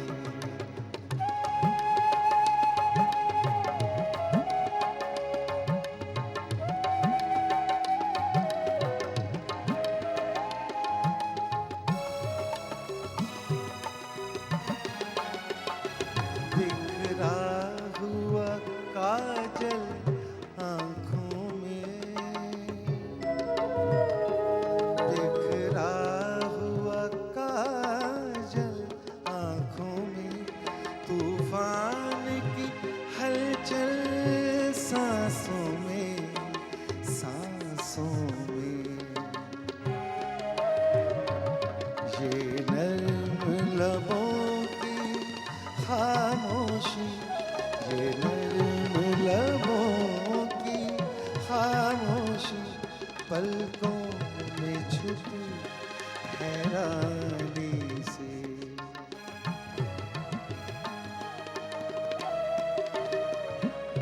तेरे भीगे बदन की खुशबू से लहरें भी हुई मस्तानी सी तेरी जुल्फ को छूकर आज हुई खामोश हवा दीवानी से।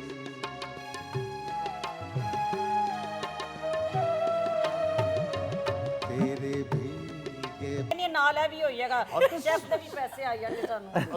अब दूसरी बात ये है लेकिन सुंदर साहबा, कि लाइव इस तरह इसके लाइव बावजूद इतना अच्छा फूड मैं खुद तैयार करता हूँ, लेकिन इनका हाथ बहुत ही मजे का है। अच्छा आपने बहुत अगर पढ़ा ना तो फिर बहुत अच्छा है। अच्छा ठीक है, ये बड़ी मुश्किल से तारीफ आई है, अल्लाह खैर करे। अच्छा जी मुझे फ्रूट पंच की रेसिपी बता दें, फिर मैं अब गैस की तरफ बढ़ूंगी जी। उसके लिए मैंने 6 आड़ू लिए हैं, साथ में मैंने 7 सेट खुबानियाँ ली हैं और 1 आम लिया। उसमें कोई मैंने शुगर ऐड नहीं की है। उसमें मैंने स्लश के तौर पे उसमें मैंने बर्फ़ लिए कुटी हुई, और इन सारे फ्रूट्स को काट कर मैंने हल्का सा इसको फ्रीज़र में रखा है तकरीबन 5 से 10 मिनट के लिए। बर्फ़ के साथ इसको मैंने मिक्स किया है और बहुत ज़बरदस्त सा फ्रूट पंच आपका रेडी हो गया। बच्चों को पिलाएं, और मेरा ख्याल है कि इसमें शुगर मत ऐड करें। फिर भी जो बच्चे शौक से शुगर के साथ खाएं तो आप इसमें उसके बजाय शुगर आप इसमें दही ऐड करें। बिल्कुल सही, वेरी ट्रू। अच्छा जी अब कबाब की रेसिपी। कबाब की बहुत सिंपल रेसिपी।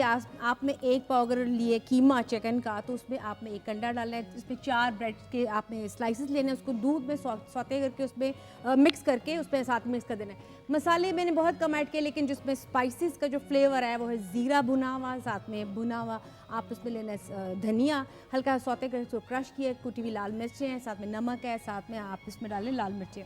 मिक्स करके आप इसको रख दें, और आप हल्का सा इसको स्टिक्स में जो स्कीवर्स होते हैं उसके ऊपर रख के हल्का सा आप इसको सौते करें और निकाल के फ्रीज़र में रख लें। फिर आप इसको जब भी शैलो फ्राई करें, बहुत लेस ऑयल है। और सैलड आपको मालूम है कि मैं हमेशा मेरी कोशिश होती है कि गर्मियों का सीज़न हो चाहे सर्दियों का, आपका प्लेटर एक सैलड का और साथ में दही के रायते का वो लाजमी होना चाहिए। पोर्शन आपका कंट्रोल्ड होना। एक्सीलेंट जी एक्सीलेंट। लेकिन मसला ये मुनीरा कि अली रजा साहब आपको कंपटीशन दे रहे हैं। सर अगले हफ्ते मेरे ख्याल में एग्जीक्यूटिव शेफ आप हैं, क्या बनाएंगे आप? ये तालियां इस बात पे।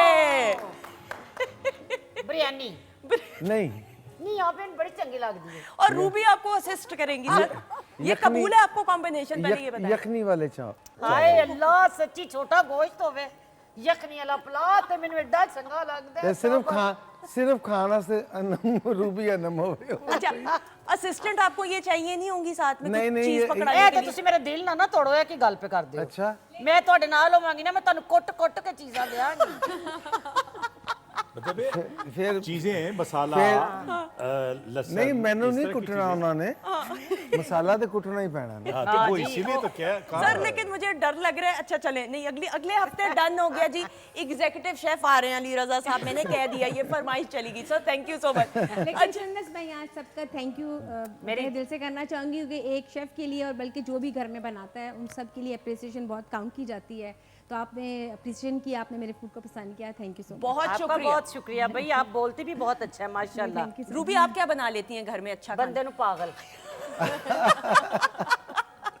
ਮੇਰਾ ਬੰਦਾ ਮੈਨੂੰ ਕਦੀ ਕਹਿ ਦੇ ਕੋਈ ਕੰਮ ਵਾਸਤੇ ਤੇ ਮੈਂ ਕਹਿ ਦਿੰਦੀ ਆ ਹਾਏ ਅੱਲਾ ਕੀ ਹੋ ਗਿਆ ਬਾਹਰ ਚੱਲਦੇ ਆ ਬਾਹਰ ਜਾ ਕੇ ਕੁਝ ਖਾਣੇ ਆ ਕੀ ਘਰ ਤੇ ਰੋਟੀ ਰੋਜ਼ ਹੀ ਖਾਣੇ ਆ ਇਹ बाज लोगों को नहीं पता कि मेरा बंदा कह देवे हाँ। ये सिर्फ पंजाब के मखसूस लोग मेरे जानते हैं कि husband, बंदा मेरे घर वाला मेरा शौहर अगर मुझे कहे और ये मेरे को कहो किसी की जरूरत है मेरे को कुछ कह जावे तो अल्लाह की फिर आगे बंदी सब सबको पता 300 लगना चाहिए ना 300 कि साल मेरा बंदा नहीं भाई मेरा शौहर ठीक है ये 300 कहने का साल तो मतलब ਤੁਹਾਨੂੰ ਹੋ ਗਏ ਨੇ ਮੇਰੇ ਨਾਲ 32 साल अच्छा प्लीज मैं आपकी पड़ोसन जारिया जारिया आप क्या अच्छा कुक कर लेती हैं मुझे ये पता है कि कुकिंग मुझे आपका कुकिंग आती है हाँ और मैं क्या अच्छा बना बिरयानी अच्छी बना लेती हूँ चिकन के कोफ्ते अच्छे बना लेती हूँ Excellent. बहुत सारी डिशेस हैं मैं सब बना लेती हूँ सिर्फ ये कि बीफ और मटन की कोई डिश नहीं बना सकती मैं अच्छा। ना मैंने कभी खाई है और ना मैंने कभी बनाई है। बीफ और मटन तो के रह क्या गया? बगैर तो रह मतलब चिकन चिकन मटन आए ला तो मटन निहारी अगर मैं बिरयानी बना तो निहारी भी मैं चिकन की खा लेती हूँ और बना भी लेती हूँ बहुत अच्छी। अच्छा हम निहारी चिकन की समझ नहीं हमें आती अच्छी है ये नहीं खुदा ना खास्ता मैं कह रही लेकिन वो लेकिन समझ से बाहर है हाँ लेकिन मैंने बचपन से ही बीफ और मटन कभी नहीं खाया। अच्छा मैं ना अली रजा साहब ने इस तरह हाथ किए मैं डर गई क्यों किया है अच्छा वैसे वो खाते हैं ना मटन पसंद होगा इन्हें है ना बिल्कुल मटन वो तो गाने के लिए इनको ताकत की जरूरत होती है ना तो वो तो फिर मटन से ही ताकत आती भाई है लेकिन गाने हर के लिए। किसी की अपनी पर्सनल चॉइस ऑब्वियसली भी है, हम इसलिए अच्छा जी अब जरा सेगमेंट्स की तरफ बढ़ लें कुछ एक्टिविटीज हमने रखी हैं अपनी लड़ाई आप लड़नी है अच्छा मैं कोई ड्रामे के हवाले से एक छोटी सी बात करना चाह रहा जी। हूँ कहीं वो लड़ाई च रह ना जाए नहीं वो है ना वो वाली अच्छा। बात वो वाली है बात अच्छा ठीक वो वाली मैंने अगले सेगमेंट के लिए ड्रामे अच्छा, के लिए ठीक रखी हुई है अच्छा जी लेकिन जो ये वाला भी जो पहला सेगमेंट है इसमें मुकाबला नहीं है इसमें हम आपको माजी की कुछ यादों में लेके जाएंगे ठीक है। और आपके करियर से रिलेटेड जो आपने काम किया माजी में ठीक है। उन यादों को तरोताज़ा करते हुए ये सेगमेंट जो है ख़वातीनो हजरात इसको तरतीब दिया गया है सो पहले स्टार्ट हम करेंगे मोहसिन गिलानी साहब से और इको स्टार की एलईडी स्क्रीन पे मोहसिन गिलानी को माजी की यादों में लेकर जाते हुए आइए देखते हैं क्या कुछ शेयर हम करने वाले हैं जी पाकिस्तान टेलीविजन नेटवर्क सेंटर का शाहकार ड्रामा सीरियल दश्त अरे वाह सो ये तो जी बहुत ज़बरदस्त यादें हैं इस ड्रामे के हवाले से नुमान इजाज अच्छा अब मैं एक ड्रामे के हवाले से बात करूँ ये तो यादें हैं ड्रामे के हवाले से ही चलते हैं जी। इस वक्त पाकिस्तान टेलीविज़न से मेरा ड्रामा ऑन एयर है दुश्मन ठीक है और हर पीर की रात 8 बजे ऑन एयर होता है पाकिस्तान टेलीविज़न से ठीक है और हमारे पाकिस्तान टीवी के ड्रामा देखने वालों के लिए भी ये था कि जैसे अयूब खोसा है जी और मैं एक नाचीज़ और उसमें सनम अंसारी हैं नादिया अफगन हैं बहुत सारे आर्टिस्ट हैं लेकिन उनके जो हमारे पीटीवी के देखने वाले हैं ना वो अपने पीटीवी नैयर इजाज साहब हैं जी। इस तरह के सारे आर्टिस्टों को देखने के लिए वो बार बार जैसे लोग कहते थे कि आप लोगों ने पीटीवी छोड़ दिया आप लोग पीटीवी पे नहीं आते तो अब वो ड्रामा इसलिए भी ज़्यादा देखा जा रहा है कि उनके पसंदीदा फनकार जो पीटीवी के ड्रामों में पहले आते थे जी वो सीनियर फनकार उनको वो देख रहे हैं उसमें यंग जनरेशन भी है नए हीरो हीरोइन भी हैं लेकिन वही होता है ना कि आप सीनियर आर्टिस्टों को देखने बैठते हैं तो आप ये भी ड्रामा बिल्कुल नहीं वो बहुत अच्छा प्ले इस ड्रामे की फॉन्ड मेमोरीज अगर आप शेयर करें मैं दश्त की। दश्त के हवाले से अगर मैं बात करूंगा तो इसमें बड़ी ज़बरदस्त चीज़ें हैं क्योंकि अतीका ओडो साहब अंग्रेज़ी बहुत ज़्यादा बोलती थी तो बोलने लगी तो वो कोई बात कर रही थी कोई लंबा वाक़या सुना रही थी तो क्योंकि हमारा एक ग्रुप था अयूब खोसा नुमान इजाज मैं ठीक है। अतीका ओडो तो नुमान इजाज और वो अयूब खोसा ने ये किया कि सारों ने कपास जो थी ना वो कानों में डाल रखी थी और वो बोल रही थी उसके बाद वो सबको जब देखा तो सब ने ये कपास बाहर निकाली दूसरा हम वहाँ पे गए दश्त में एक मतलब गवादर में पहली बार पाकिस्तान का पहला ड्रामा था जो आउटडोर में शूट हुआ बिल्कुल ऐसा ही है ओरिजिनल लोकेशन पे तो वहाँ पे आंटी सबिया वो हमारे साथ थी अल्लाह उनके दर्जात बुलंद करे तो हमारे दो ग्रुप थे एक आबिद अली साहब लेके जाते थे जो मच्छेरों का हम शूट करते थे और एक वो था जो मेरी फैमिली दिखाई गई थी उस हवाले से उसकी यादें इतनी ज़बरदस्त यादें हैं कि मैं अगर एक एक बात करने बैठूंगा तो प्रोग्राम का वक्त ख़त्म हो जाएगा क्योंकि उसमें कुछ यादें ऐसी भी हैं जो उस वक्त जितनी तकलीफ दे लगती थी कि पानी नहीं मिल रहा, ऐसा ही है। मतलब है पानी नहीं मिल रहा था और हमें समंदर के किनारे जा रहे हैं, अगर वहाँ पे एक नया गेस्ट हाउस बना था, अभी उसकी ओपनिंग होनी थी, तो समंदर के किनारे अपनी सीनियर आर्टिस्टों की मतलब खिदमत करना मैं अपने लिए एजाज़ समझता था कि जिनकी वजह से हमें, उनकी दुआओं की वजह से इस मकाम पे पहुँचे। आबिद अली साहब का एक था, अल्लाह उनके दर्जात बुलंद करे, कि जब भी मैंने उनके साथ काम किया तो वो पहला बिस्मिल्लाह शॉट मेरे डायलॉग से लेते थे। अच्छा, तो जब दूरियां हमने पहला ड्रामा था जो प्राइवेट प्रोडक्शन का ऑन एयर गया, फिर जब दश्त की शूट हुई तो सबिया खानम साहबा के साथ मेरा आमने सामने ड्रामाई सीन रहता था। तो मैंने वो जब शॉट दिया, बहुत सारे लोग थे देखने वाले, तो दिल से यही दुआ थी, क्योंकि हमें एक बात समझाई थी हमारे उस्ताद कैसर नकवी साहब ने कि जब भी किसी सीनियर आर्टिस्ट किसी बड़े फनकार के सामने खड़े हो तो अंडर प्रेशर नहीं होना, इस तरह परफॉर्म करना है कि इस बंदे से दाद लेनी है। वाह, तो जब आप इस एतमाद के साथ काम करते हैं, तो सबिया खानम साहबा क्योंकि जब कराची एयरपोर्ट से जा रहे थे तो मैंने वो ब्लैक जीन और टी शर्ट पहन रखी थी, तो उन्होंने आबिद भाई से कहा था कि ये लड़का कर लेगा नवाब का कैरेक्टर, सरदार हमजा सलारी। नहीं ये वाकई में उन्होंने बड़ा कहा different- बहुत अच्छा कर लेगा। जब वो पहला सीन हुआ तो उन्होंने मेरे माथे पे प्यार किया और मुझे कहा कि मोहसिन तुम्हारा रास्ता कोई नहीं रोक सकता, और उनकी दुआ आज तक मेरे साथ है। उनके बेटे का नाम भी मोहसिन था, तो बहुत दुआएं दी उन्होंने। वाकई में नहीं अनडाउटेडली देखें फॉन्ड मेमोरीज। अच्छा जी जारिया, आपकी माजी की यादों में जरा जाते हुए ख़वातीन हज़रात, आइए देखते हैं। Pakistan television network Lahore centre की प्रोडक्शन हीर रांझा, हीर रांझा, और इसमें मोहसिन गिलानी साहब भी थे। मेरे वालिद साहब का कैरेक्टर करे थे। चूचक जी हाँ। बिल्कुल सही। अच्छा जी जारिया, कहाँ पे रिकॉर्डिंग्स हुई फॉन्ड मेमोरीज? ये मुख्तलिफ सुंदर सी मुख्तलिफ विलेजेस थे जहाँ पे हुई थी, और 1 साल तक तकरीबन होती रही, मुख्तलिफ स्पेल्स में हो रही थी, और बड़ा मज़ा आया। शायद मैं अपनी पूरी ज़िंदगी इसको याद करूँगी। ये मेरे लिए इतना एक तो बहुत ऑनर की बात है कि मैंने एक हीर का कैरेक्टर किया, लेकिन जब मैं इसको देखती हूँ मुझे अपने तरफ से लगता है कि शायद मुझे और मज़ीद इम्प्रूवमेंट की ज़रूरत थी, मज़ीद मुझे एक्टिंग में। अच्छी बात है। हाँ, मुझे अभी भी अपने आप को मैं खुद ही क्रिटिसाइज करती रहती हूँ कि कभी ऐसा हुआ कि हीर का कैरेक्टर करते करते बिल्कुल उस ट्रांस में ही चली गई? हाँ बिल्कुल वो बिल्कुल उससे ऐसा नहीं- होता है, है ऐसा ना? होता है जब आप मुख्तलिफ कैरेक्टर्स कर रहे होते हैं। मुख्तलिफ मैंने और भी ड्रामास किए हैं, तो आप कहीं ना कहीं वो आप अपने ऊपर तारी करते हैं तो आप बेहतर परफॉर्म कर पाते हैं। तो ये मैंने खुद पे तारी कर लिया था एक्चुअली, और मुझे बहुत मजा आया। और जब मैं किसी डायलॉग में भी फंस जाती थी, बोलती थी, जब बस जाती थी तो उस वक्त मेरे पास बैठ हाँ, जाती थी। exactly। और इसको एक और प्रॉब्लम होता था कि अगर इसके सामने कोई भी आर्टिस्ट, फीमेल आर्टिस्ट, ठीक है। स्पेशली फीमेल आर्टिस्ट, अगर वो छोटे से जरा नखरे या अंदाज से इसको देख रही होती थी ना कि भी इसको डायलॉग याद नहीं हो रहा या सही तरह से, तो ये उस वक्त थोड़ी सी कंफ्यूज। अच्छा, कॉन्शियस हो जाती होगी। हाँ फौरन कि ओह। भाई ऐसा क्यों है, और फिर मेरे पास आके बैठती थी कि ये देखिए इस तरह से देख रही, ये अच्छी बात। मैं कहता तुम अपने डायलॉग पे तवज्जो दो। तवज्जो, बिल्कुल सही। तुमने अच्छा परफॉर्म करना है, उसी से दाद लेनी है, ये बात अच्छा, है। मुझे इस बात का तो मुझे अच्छे से याद नहीं है, लेकिन ये बात मुझे याद है कि जब मैं कभी फंसती थी तो मैं मोहसिन साहब के पास बैठती, प्रोनाउंस कैसे करना है इसको, कहाँ मैं ठहराव लेकर आऊँ, कहाँ किस तरह बोलूँ। लेकिन इससे आपकी तलफ़्फ़ुज़, इससे आपका तलफ़्फ़ुज़, लहजा बहुत इम्प्रूव हुआ। इनकी यादों के साथ इस ड्रामे के हवाले से खूबसूरत याद ये भी है, सिलाउद्दीन सली साहब की कोठी में ये जो हवेली है जी, मियां उनकी साहब। शहर वाली, तो वहाँ पे हमने ये शूट किया था। और इसके अलावा बहुत सारे गांव हैं जहाँ पे शूट किया, और ख़ास तौर पे हीर के गांव से साग आता था, वो चीज़ें आती अच्छा। थी जो हम सारी टीम बैठ के खाते थे। Very nice. तो सली साहब वो मंगवाते थे वो चीज़ें। और हमारे पड़ोसी मुल्क के अदाकार जो बहुत बड़े सैयद नसीरुद्दीन शाह बिल्कुल साहब, बिल्कुल।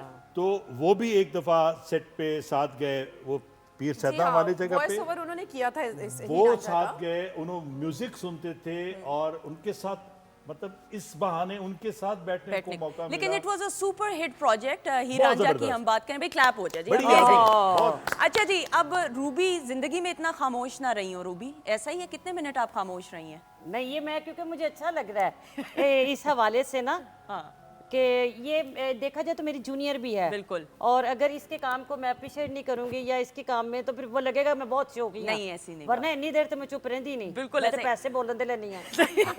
आपकी माजी की यादों को तरोताज़ा करते हुए ख़वातीन, आइए देखते हैं। ਬਿਸਮਿਲ੍ਲਾਹਿਰਰਹਿਮਾਨਿਰਰਹੀਮ अस्सलाम वालेकुम मैं हाँ ਤੁਹਾਡੀ ਹੋਸਟ ਰੂਬੀ ਅਨਮ ਪੀਟੀਵੀ ਦੀ ਹਮੇਸ਼ਾ ਕੋਸ਼ਿਸ਼ ਹੁੰਦੀ ਹੈ ਤੁਹਾਨੂੰ ਖੁਸ਼ ਰੱਖਣ ਦੀ ਔਰ ਤੁਹਾਨੂੰ ਹਸਾਨ ਦੀ ਜਾਂ ਕੋਈ ਐਸੇ ਨਵੇਕਲੇ ਫਨਕਾਰ ਲੈ ਕੇ ਆ ਤੁਹਾਡੇ ਸਾਹਮਣੇ ਜਿਨ੍ਹਾਂ ਨੂੰ ਤੁਸੀਂ ਸੁਣ ਕੇ ਕਹੋ ਕਿ ਬਹੁਤ ਅੱਛੇ ਨੇ ਤੁਹਾਡਾ ਪਿਆਰ ਉਹਨਾਂ ਵਾਸਤੇ ਜ਼ਿਆਦਾ ਅੱਛਾ ਹੁੰਦਾ ਹੈ ਅਸੀਂ ਪ੍ਰੋਗਰਾਮ ਦਾ ਆਗਾਜ਼ ਕਰਨੇ ਆ ਪਾਕਿਸਤਾਨ ਦਾ ਇੱਕ ਬੜਾ ਖੂਬਸੂਰਤ ਬੈਂਡ ਰਿਦਮ ਐਕਸ ਬੈਂਡ ਦੇ ਬੜੇ ਖੂਬਸੂਰਤ ਸਿੰਗਰ ਪਾਕਿਸਤਾਨ ਦੇ ਵਿੱਚ ਇਸ ਵਕਤ ਬੜਾ ਖੂਬਸੂਰਤ ਕੰਮ ਕਰ ਰਹੇ ਨੇ ਜਿਹੜਾ ਖੂਬਸੂਰਤ ਗਾਉਂਦੇ ਨੇ ਉਹਦੀ ਖੂਬਸੂਰਤ ਸ਼ਕਲ ਹੈ ਲੇਕਿਨ ਤੁਸੀਂ ਫੈਸਲਾ ਕਰੋਗੇ ਕਿ ਕਿਹੋ ਜਿਹਾ ਗਾਉਂਦੇ ਨੇ ਤੇ ਤੁਹਾਡੀ ਤਾਲੀਆਂ ਤਸ਼ਰੀਫ ਲਿਆਉਂਦੇ ਨੇ ਇਰਫਾਨ ਖਾਲਿਦ ਲੋ ਜੀ एक्सीलेंट जी एक्सीलेंट ਯਾਰ ਵੇਖੋ ਮੈਂ ਕਿੰਨੀ ਬੁਰੀ ਹੋਸਟਿੰਗ ਕੀਤੀ ਹੈ नहीं तू थोड़े देर टाइम में बड़ी लंबी लाइन बोल किधर है देती इरफान खालिद है। साहब बुलाओ ए खूबी है ਸਰ ਕੀ ਕਰਦੇ ਹੋ 5 ਮਿੰਟ ਦਾ ਪ੍ਰੋਗਰਾਮ ਉਹਦੇ ਚ ਆਪਣਾ ਵੀ ਤੇ ਦੱਸਣਾ ਸੀ पीटीवी कि मैं लाहौर नहीं है। सेंटर अब मुझे यहाँ से बेस्ट एंकर का अवार्ड मिल शावा गया वे शावा जी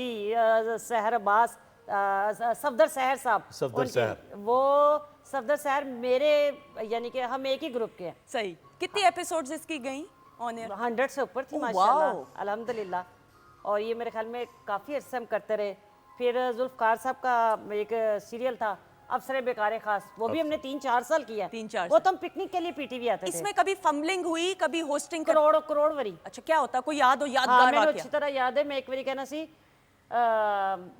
ਆਰਿਫ ਲੋਹਾਰ ਸਾਹਿਬ ਨੂੰ ਕਿ ਇਹਨਾਂ ਦੀ ਕੀ ਤਾਰੀਫ ਕਰੀਏ ਜੀ ਇਹਨਾਂ ਦੀ ਤਾਰੀਫ ਤੇ ਇੰਜ ਇਹ ਕਿਵੇਂ ਚੰਨ ਨੂੰ ਸੂਰਜ ਵਹਾਣਾ ਹੋਵੇ ਯਾਨੀ कहना था कि सूरज ਨੂੰ ਚਿਰਾਗ ਦਿਖਾਉਣ ਦੇ मुतरादफ अच्छा वो लोगों ने क्लैप कर दी लेकिन वो जो एक खातून बैठी हुई तरह वो मुझे कहती हैं मैं क्या कटिया जाएगा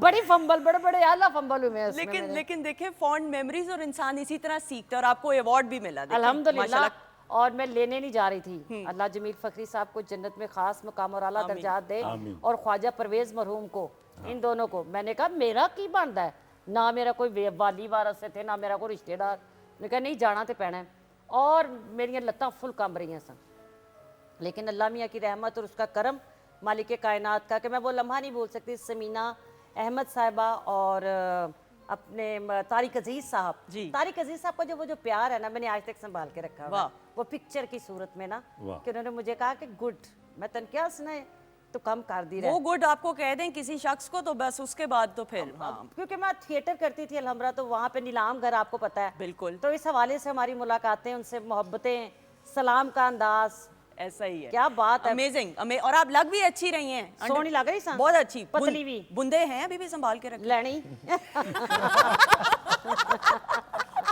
मेरे भाई तू मेरे दोस्त दी धी है तेन की अच्छा चले खवती मूविंग ऑन अच्छा जी अली रजा साहब अस्सलाम वालेकुम जी, कैसे हैं वालेकुम आप सलाम, ठीक है। सर आपकी भी माजी की यादों को तरोताजा करते हुए खवातीनो हजरात आइए देखते हैं खवातीनो हर साथ विरसा हेरिटेज जी और आप क्यों देख के हैरान हुई रूबी मैं ते वेख के मैं कहा एडी सेहत ओदे विच एकदम बहुत नहीं है ना सर ये कितने साल पुराना ये है तो 10-12 साल तो 10-12 साल बल्कि ज्यादा मुझे कहा जा रहा है इससे मैंने थोड़ा लगता 20-25 साल होना नहीं मैं एक्चुअली बीमार हो गया था मेदे की प्रॉब्लम हो गई थी वो रिमूव करवाया अंदर से वो तो सर एक्सपीरियंस विरसा हेरिटेज का हिस्सा रहना और परफॉर्म करना लेकिन मैं एक बात बताऊं अभी जिस ड्रामे का जिक्र कर रहे थे मौसम भाई दश्त उसका जब मेन टाइटल था ना वो मैंने गाया था ओके और हुमैरा जी भी साथ थी ना हुमैरा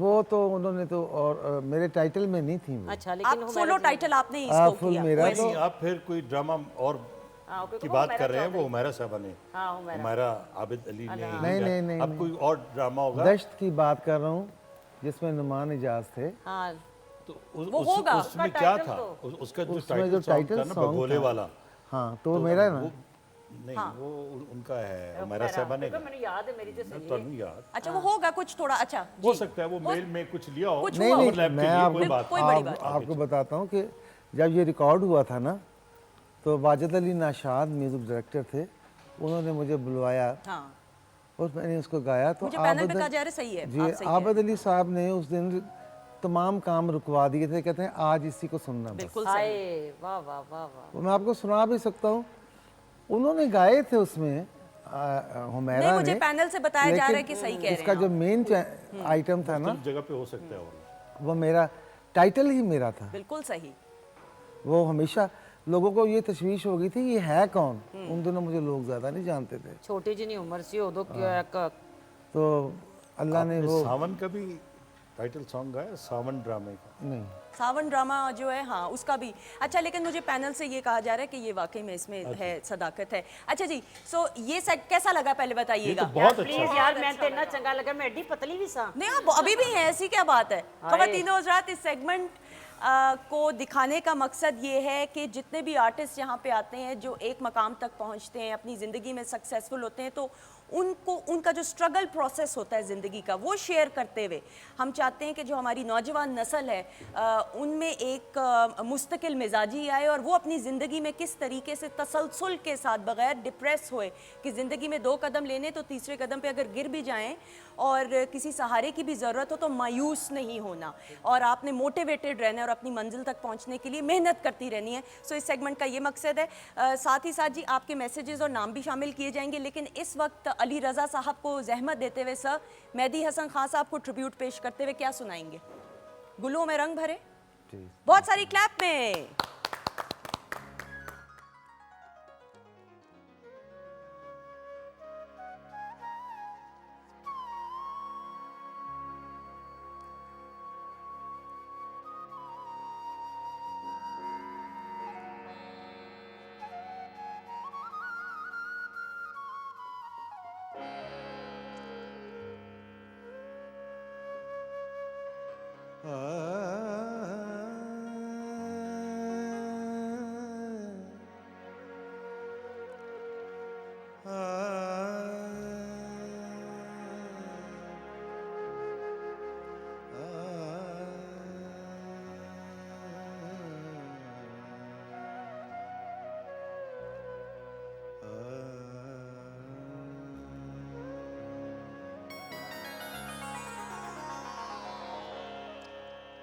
चले भी आके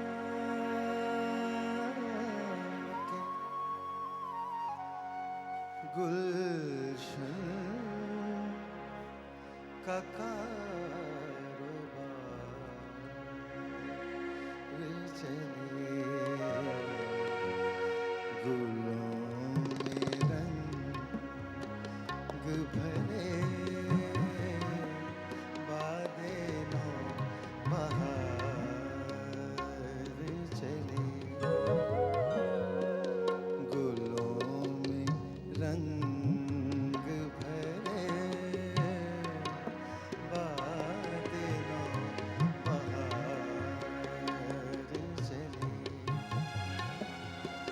चले भी के गुलशन का कारोबार चले रंग भरे बादे नौ बहार चले।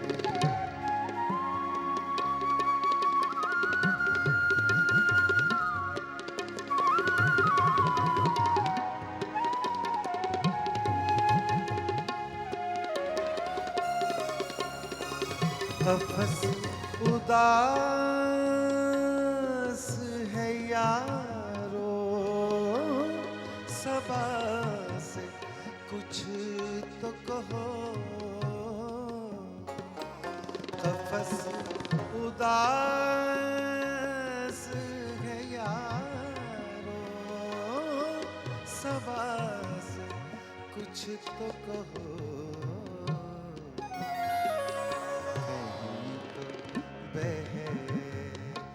खुदा आज जिक्रे यार चले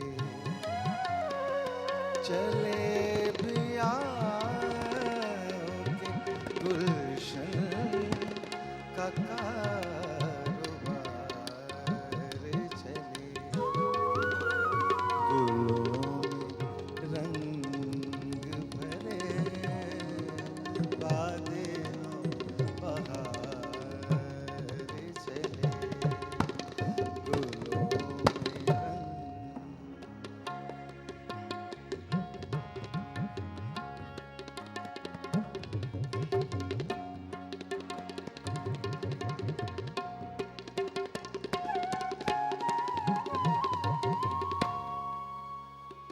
मकाम फैज कोई राह में जचा ही नहीं,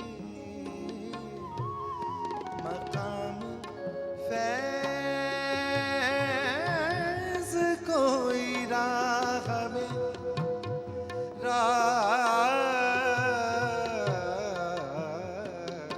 मकाम फैज कोई राह में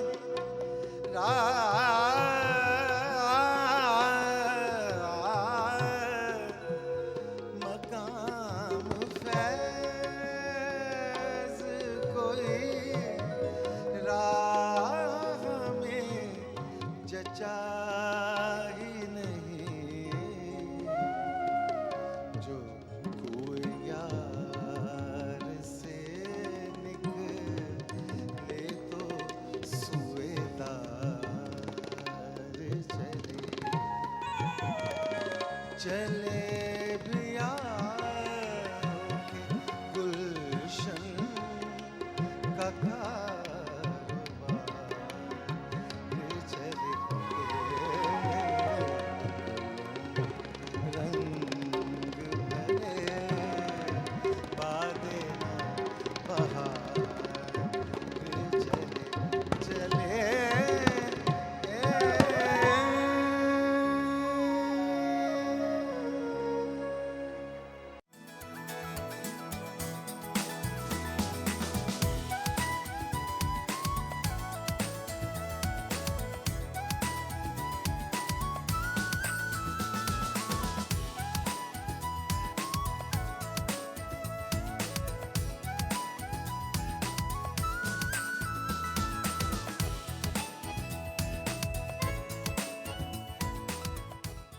जी ख़वातीन हज़रात खुश आमदीद जी। और आप लोगों के नाम शामिल करूँगी। उज़्मा हैं, अच्छा ये उज़्मा हैं, बिनते इकबाल हैं, आप सबको सलाम पेश कर रहे हैं जी। उमर मेहर हैं, सबको सलाम, वालेकुम अस्सलाम। कोमल फातिमा है जी, प्रोग्राम की तारीफ़ करिए, बहुत शुक्रिया जी। शोएब हैं, beautiful guest, amazing show, again आप सबको शुक्रिया। जैद जी आपका शो सबसे डिफरेंट होता है, बहुत शुक्रिया। हमज़ा, अनम, अली, सना शो की तारीफ़ कर रहे हैं और सलाम भेज रहे हैं आप सबको। वालेकुम अस्सलाम। और ख़वातीन हज़रात ये आपकी दुआएं हैं कि जो मोटिवेट करती हैं तमाम लोगों को, तमाम सेलिब्रिटीज़ को कि वो और बेहतर से बेहतर काम करें, बहुत शुक्रिया जी। अच्छा रूबी, एक सवाल इधर से ही हमारे स्टूडियो से आया ना, जहाज़ का पहला सफ़र याद है, कौन सी उम्र में किया? हाँ, मैं 13 साल की थी जब मैंने पहला सफ़र किया, ठीक है। जहाज़ का, और लाहौर से कराची। ठीक है। ड्रामा था लियाकत सोल्जर शहजाद रज़ा साहब का, और परवेज़ खान मुझे लेके गए थे। और उस ड्रामे में मैंने लहरी साहब को बहुत तंग किया हुआ है, अल्लाह ने जन्नत में जगह दे। तो जहाज़ में बैठ के जाने का सफ़र कैसा था, एक्सपीरियंस कैसा, तजुर्बा? जहाज़ ਦੇ ਵਿੱਚ ਕੀ ਬਹਿਣਾ, 13 ਸਾਲ ਦਾ ਬੱਚੇ ਨੂੰ ਕੀ ਹੁੰਦਾ, ਉਹਨੂੰ ਤੇ ਬਸ ਇਹੋ ਹੀ ਸੀ कि मैंने इतने बड़े पैसे लभने नहीं होते। लेकिन मैंने शरारतें बहुत की हुई हैं। मेरे साथ बहुत से लोग हैं, जैसे हनी अलबेला ने फर्स्ट जो उसका सफर था मेरे साथ किया, तारिक टैडी ने मेरे साथ किया। ठीक है। तो मैंने इन्हें कहा कि जो मैं करना है तुसी वही करना। अच्छा अच्छा। अब वो जहाज में, अब जाहिर बात है पहली दफा फिर मैं उन्होंने पहले कहा कि ट्रैक सूट पाने ने और एक बड़े जॉगर पाने ने। क्यों? एवं शरारता, मुझे आदत है थोड़ा थोड़ा मजाक, मेरी इनके साथ शरारतों वाला बड़ा ताल्लुक है। अच्छा जी, ट्रैक वो सूट हम यहाँ नहीं बता सकते। अच्छा। ट्रैक सूट पाने ने घर तलाक ना होइए। अल्लाह माफी। ट्रैक सूट और जॉगर पहन लिया आगे। पाले मैं कहा चलो जी जहाज दे जो मैं करना है वही करना है। ठीक है। ठीक है जी। अब जैसे ही एयर होस्टेस ने कहा कि आप लोग अपनी टेबल्स बंद कर दें, और वो देख रही है सामने, तो मैंने टैडी को देख के मैं कहा टेबल खोल दी मैं। अब वो बेचारी कह रही टेबल बंद कर दे, तू भला सुन ले। उन्हें टेबल खोलती, उन्होंने कहा आपको कह रही बंद कर दे। उन्हें कहा मेरी उधर दिक्कत मैं मुँह कर ले। यानी मैंने उस पूरे जहाज में, उस पूरे रास्ते में मैंने कहा टैडी तेरे को डॉलर है लेके आए हैं? तो टैडी कहता नहीं आपी। मैं कहा पाउंड्स? कहता नहीं। मैं कहते पैसे लेंदे ने? तो टैडी कहता है अच्छा। मैं कहा मैं तो पहले पैसे भर दिते ने। टैडी को 7.5 घंटे का सफ़र था। उस वक्त हम डायरेक्ट फ्लाइट पे PIA की जाते थे। तो कहाँ जा रहे थे? हम लोग यहाँ से लंदन। अच्छा लंदन, ओके। इधर तो वो पूरे 7.5 घंटे मैंने उसको कुछ खाने नहीं दिया, पानी पिया। मैं कहा चाह तेन मुफ्त मिल जाएगी, वो भी मेरी वजह तो कि मैं तेरी बड़ी बहन।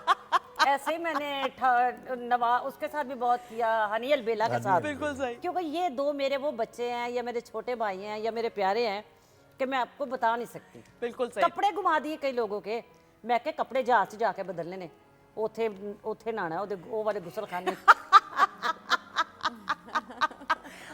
बात ये है सारी कि ये दुआएं समेटती हैं रूबी, और रूबी से कोई नाराज नहीं होता भाई, ये बात है। दिल की बहुत अच्छी हैं और प्यारी हैं। अल्लाह ताला आपको और कामयाबियां दे, आमीन सुम्मा आमीन। अच्छा जी, अब जरा अगले सेगमेंट की तरफ जल्दी से बढ़े। मैं जरा इधर खड़ी हो जाऊंगी, म्यूजिक बदले, mood change. Okay alright sir, अस्सलाम वालेकुम, कैसे हैं आप सर? आप भी हैं इस गेम में, अपनी लड़ाई आप अब लड़नी है। हाय हाय अपनी लड़ाई आप। हाँ, बस म्यूजिक फिर ये वाला रूबी जी से नहीं, तो कोई नहीं जीत सकता। पूरे सरार वाला। एडी लड़ाकियां। पहेलियां पूछी जाएंगी, अच्छा। जिसको जवाब आएगा वो जीत जाएगा। ठीक है। पहली पहेली, तैयार हैं आप लोग? जी। म्यूजिक। वो कौन सी चीज है, वो कौन सी चीज है जो बिना पैरों के भागता है? वक्त। एक्सेलेंट, बिल्कुल ठीक। दोनों ने इकट्ठे जवाब दिए, एक्सेलेंट जी, एक्सेलेंट। दोनों को एक एक मार्क्स। सर आप खेल रहे हैं कि नहीं? ये मेरे साथ, मुझे मैं इनके साथ हूँ, बस छोड़ दे।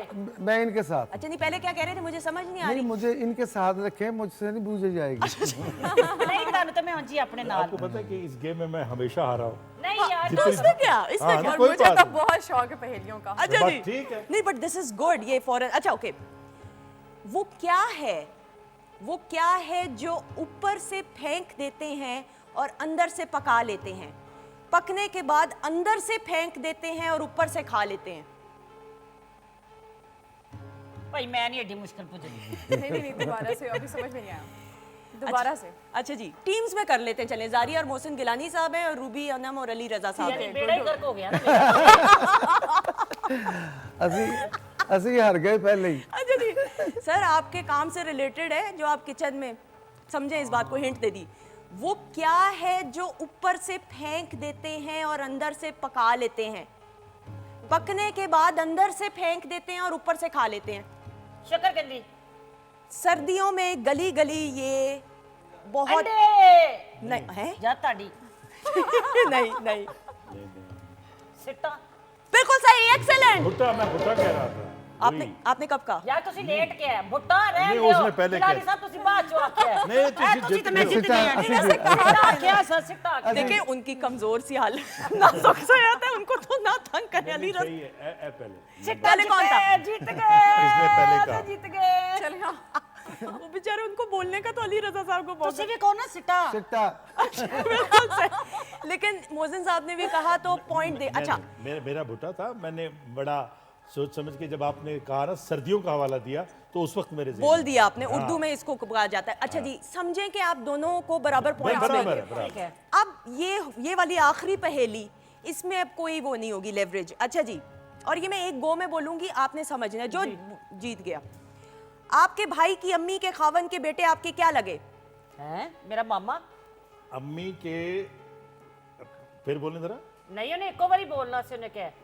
एक आखिरी दफा बोलूंगी, गौर से सुनना है, मैं फिर हाँ ना में कुछ नहीं बोलूंगी। आपके भाई की अम्मी के खावन के बेटे आपके क्या लगे? मेरा भरा ही लगा। बिल्कुल ठीक। रूबी तो बहुत तेज है ये। मैं बड़ी तेज है, दसो जीत गए सरकार, हाथ मिलाओ की करते हो? अच्छा, तुझे मैं बहुत हंसाऊंगी, ये प्रोग्राम में जो तेरे साथ करती हूँ ना। अच्छा मुझे मैं ना खुशी में, हालांकि टाइम कम है, एक और आखिरी पहेली है अभी ना जरा शुगल में। अली रजा नहीं, साहब। आखिरी ना करें आप। हाय अब उसको, उसी को आखिरी रहने दें। अच्छा क्योंकि हम जीत गए। नहीं नहीं नहीं नहीं, नहीं, वो बराबर नहीं के अभी लिए कोई बराबर नहीं। मैं मेरे जारिया पॉइंट ज्यादा की है। ख्वाहिश है कि बराबर नहीं हो। नहीं बराबर हो। ये अच्छा तो एक गलत और है। है, वैसे ही ये एक्स्ट्रा, वैसे कह ठीक रहे अली रजा साहब, लेकिन एक आखिरी, ये भी इसी तरह की है, मैं जल्दी नहीं, बोलूंगी। रजा साहब, मैंने आपकी इतनी तारीफ की, आपने वैसे ये रोंदी है। जारिया उसका भी वो कह रही है, करोगे। मैंने तेजी से बता। अच्छा जल्दी सुनिएगा, जल्दी से, तेजी से। आपकी खाला की बहन का भाई की माँ आपकी क्या लगी? नानी। Excellent, excellent. म्यूजिक, खवातीन और हज़रात। बराबर। इसी बराबर नहीं, हारने नहीं दिया। बराबर नहीं, ए देखो ना जरा, तुसी तो नहीं, बोलो ना मैं कि बोल- बराबर नहीं है, बोल तो वाकई रहा हम ज्यादा है, हम ज्यादा है, हम आगे नहीं नहीं नहीं नहीं, हम पहले जीत गए थे। साढ़े पॉइंट बहुत है, बोलो बोल तो रहा हूँ। हमारे खवातीनो हजरात, टेंशन लेने की जरूरत नहीं है। विनर जो है अभी आपको मैं बताती हूँ नहीं एंड में भैया प्रोग्राम। सारे नंबर ज्यादा ने भैया अच्छा जी। दसो ना तुसी अच्छा इस खुशी के मौके पे तमाम हमारे मौजूद मेहमानों के लिए कुछ गिफ्ट हैम्पर्स हैं, लेकिन पहले बूजा, रूबी अनम और अली रजा साहब ने था, तो फिर हम पहले इनको दावत देंगे, ठीक है? बिल्कुल ठीक। ठीक है, साडे मौसम गिलानी है साहब बराबर। बराबर साहब है जी, आइएगा बराबर ने। आप आए ना, आइए जल्दी से। अली रजा साहब और पहले रूबी आइए। अच्छा जी फेस फ्रेश गोल्ड के और रॉयल फैन जिनका कहना है 7 जिंदगी भर का, ये जाएंगे। सर आप इधर आ जाइएगा ताकि फिर देखो मैं- तुसी सारी ओदी फोटो ही खराब करती है बहुत शुक्रिया जी, ये पकड़िए ये वही। कीजिएगा पहले और ये अली भी। अली रजा साहब के लिए फेस फ्रेश, सर इधर आइएगा प्लीज। फेस फ्रेश का गिफ्ट हैम्पर सर ये आपके साथ जाएगा एज ए जेस्चर, और रॉयल फैन 7 जिंदगी भर का, बहुत शुक्रिया। ओह। तालियां तो भाई कोई बजा दे। मोहसिन गिलानी साहब सर प्लीज आइएगा। आए फेस- नजर न लुआ लेना। फेस फ्रेश और ये फेस फ्रेश का गिफ्ट हैम्पर जी, साथ ही साथ रॉयल फैन जिनका बात। कहना है 7 जिंदगी भर का, बहुत शुक्रिया जी। जबरदस्त फैन। आइएगा जारिया please, very good. Face fresh का गिफ्ट हैम्पर इनके साथ भी जाएगा, और रॉयल फैन ये पकड़िएगा प्लीज। और Thank you. ये रॉयल फैन Thank बहुत you. शुक्रिया, ये आपके साथ जाएगा। थैंक यू, बहुत thank शुक्रिया। you so much. वहीद आपका बहुत बहुत शुक्रिया। कैसा लग रहा है? बहुत बहुत अच्छा लग रहा है। और टाइम गुजरने का बिल्कुल पता नहीं चला। मेरी तो लाइफ चेंज हो गई है, मैंने एक अच्छा दोस्त मिल गया है, मेरी जिंदगी खूबसूरत हो गई है। जीत के कैसा लग रहा है दोनों को? ऑफ कोर्स जीत किसको अच्छी नहीं लगती। नहीं वो बराबर था। बराबर की बराबर है नहीं बराबर सी, मैं मेरा पॉइंट बहुत आसी गिलानी साहब। साडा पल्ला भारी सी। नहीं और तुसी उंज पा रहे हो। अच्छा एक बात बताऊं मैं वैसे, एक बात मैं कहना चाहूंगा कि 32 साल पहले का मोहसिन गिलानी जो आपने दिखाया दश्त का, और आज इत्तेफाक से मैंने वैसा ही अभी है। वही गेटअप रखा वही हुआ है। रखा हुआ है। तो ये तो अब देखने वाले बताएंगे कि 32 साल पहले और आज वैसे के वैसे ही है मुझे अल्हम्दुलिल्लाह। पैनल से, अल्हम्दुलिल्लाह। अच्छा, मैं ये कहूंगी अल्हम्दुलिल्लाह। कि पहले से ज्यादा खूबसूरत और पहले से ज्यादा हसीन, ग्रेसफुल, क्या बात है। बिल्कुल। भाई हर कुड़ी तो तेरे कोल ਤੁਹਾਡਾ नंबर है। सारियां तो ना करे तंग उनको, ऐसे फिर लोग सीरियस ले जाते हैं। लेकिन मोहसिन गिलानी साहब एक बात जरूर ये मैं आपसे पूछना चाहूंगी, आपकी बड़ी खूबसूरत और एक बड़ी रोबदार आवाज़ है, मैं हमेशा ये बात कहती हूँ। रेडियो के लिए बिलखसूस अगर बात करें, ये आवाज़ जो है ये हमेशा से इतनी थी माशाल्लाह पुख्ता, या जैसे वक्त के साथ साथ ट्रेनिंग के साथ साथ रेडियो का जो सफ़र है? आवाज़ जो है वो अल्लाह की अता है जी, हर सुभान शख्स को। वो हमने जब बच्चों के प्रोग्राम में ऑडिशन दिया, उस वक्त ऑडिशन के बाद ड्रामे शुरू किए, आपकी आवाज़ में निखार आता है आपके बोलने के अंदाज से। ठीक है। जिस तरह आपको कैरेक्टर मिलता है, वही आवाज़ उम्र के साथ साथ निखरती ठीक है, है। वही बेहतर बन जाती है।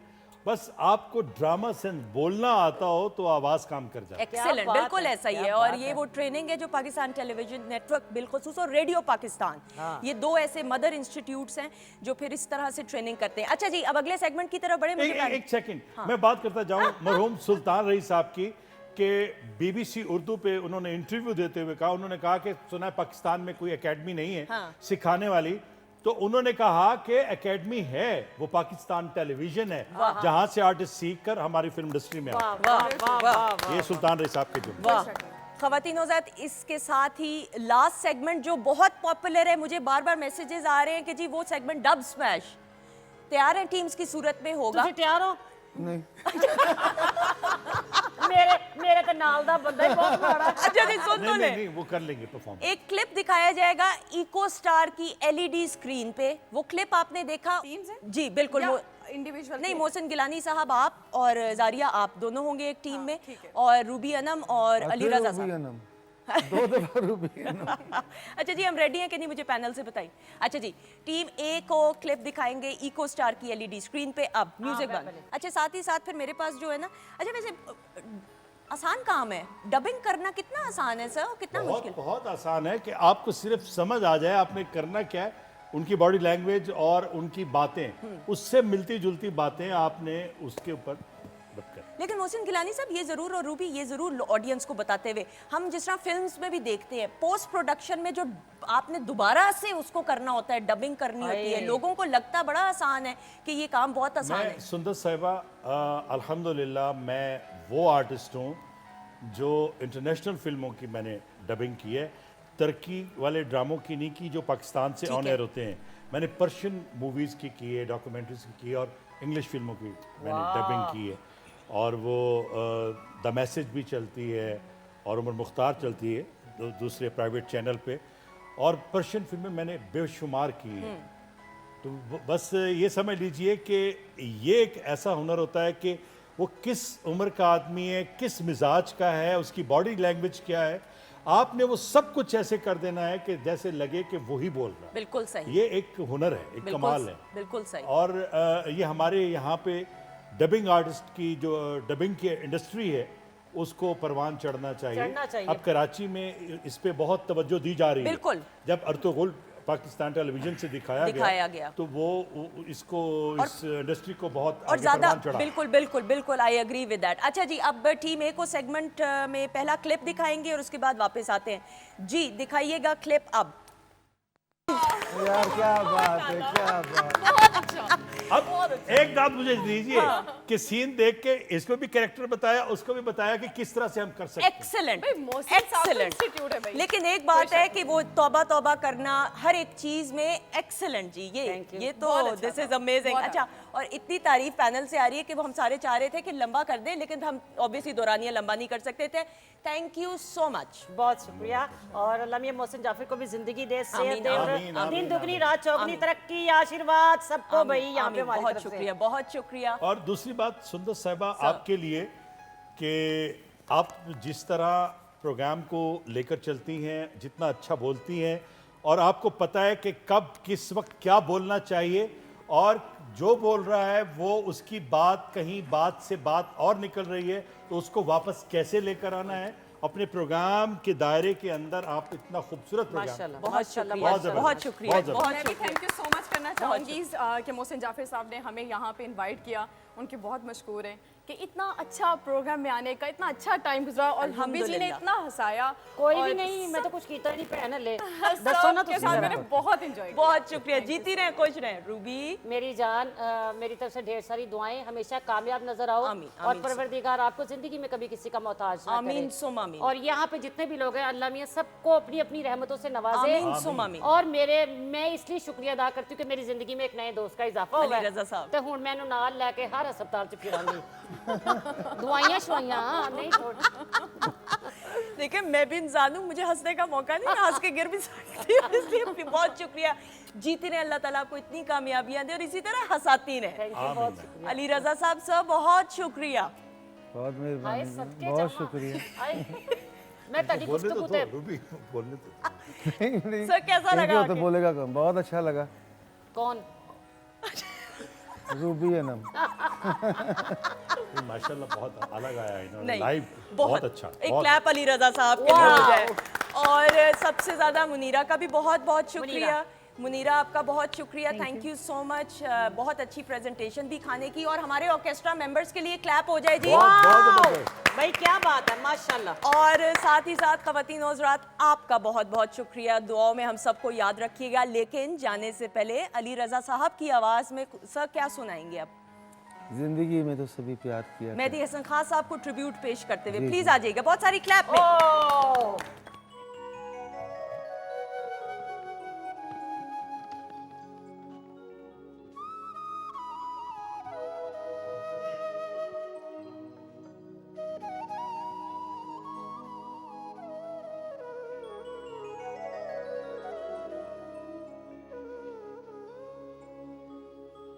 जिंदगी में तो सभी प्यार किया करते हैं। मैं तो मर कर भी मेरी जान तुझे चाहूँगा। जिंदगी में तो सभी प्यार किया करते हैं। मैं तो मर कर भी मेरी जान तुझे चाहूँगा। जिंदगी में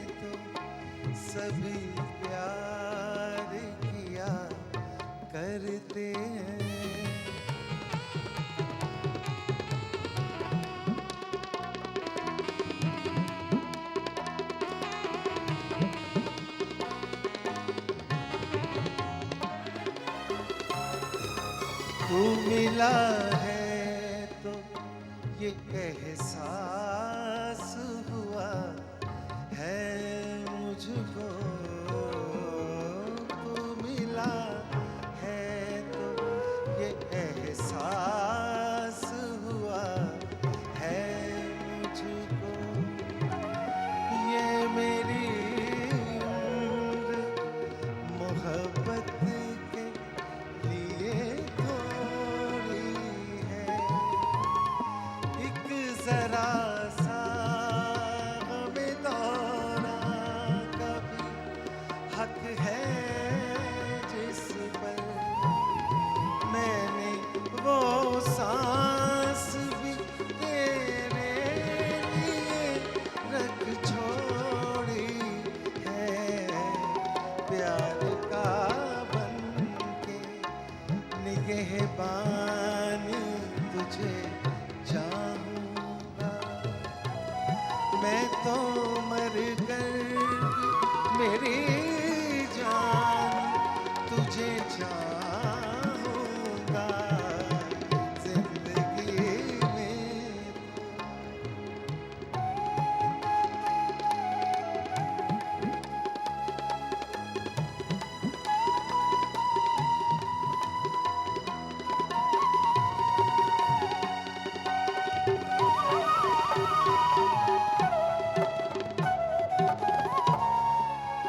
अपने जज्बात में नगमात रचाने के लिए, अपने जज्बात में नगमात रचाने के लिए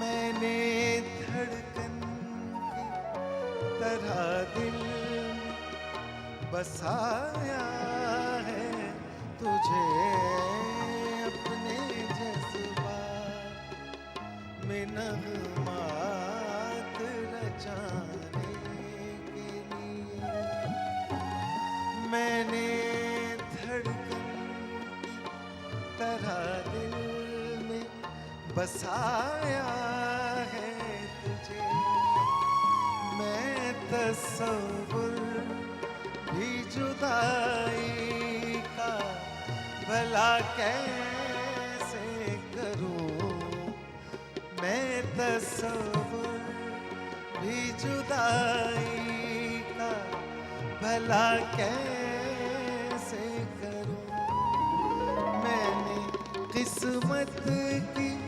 लकीरों से चुराया है तुझे, तुझ पे हो जाऊंगा कुर्बान तुझे जाऊंगा, मैं तो मर कर भी मेरी जान तुझे चाहूंगा।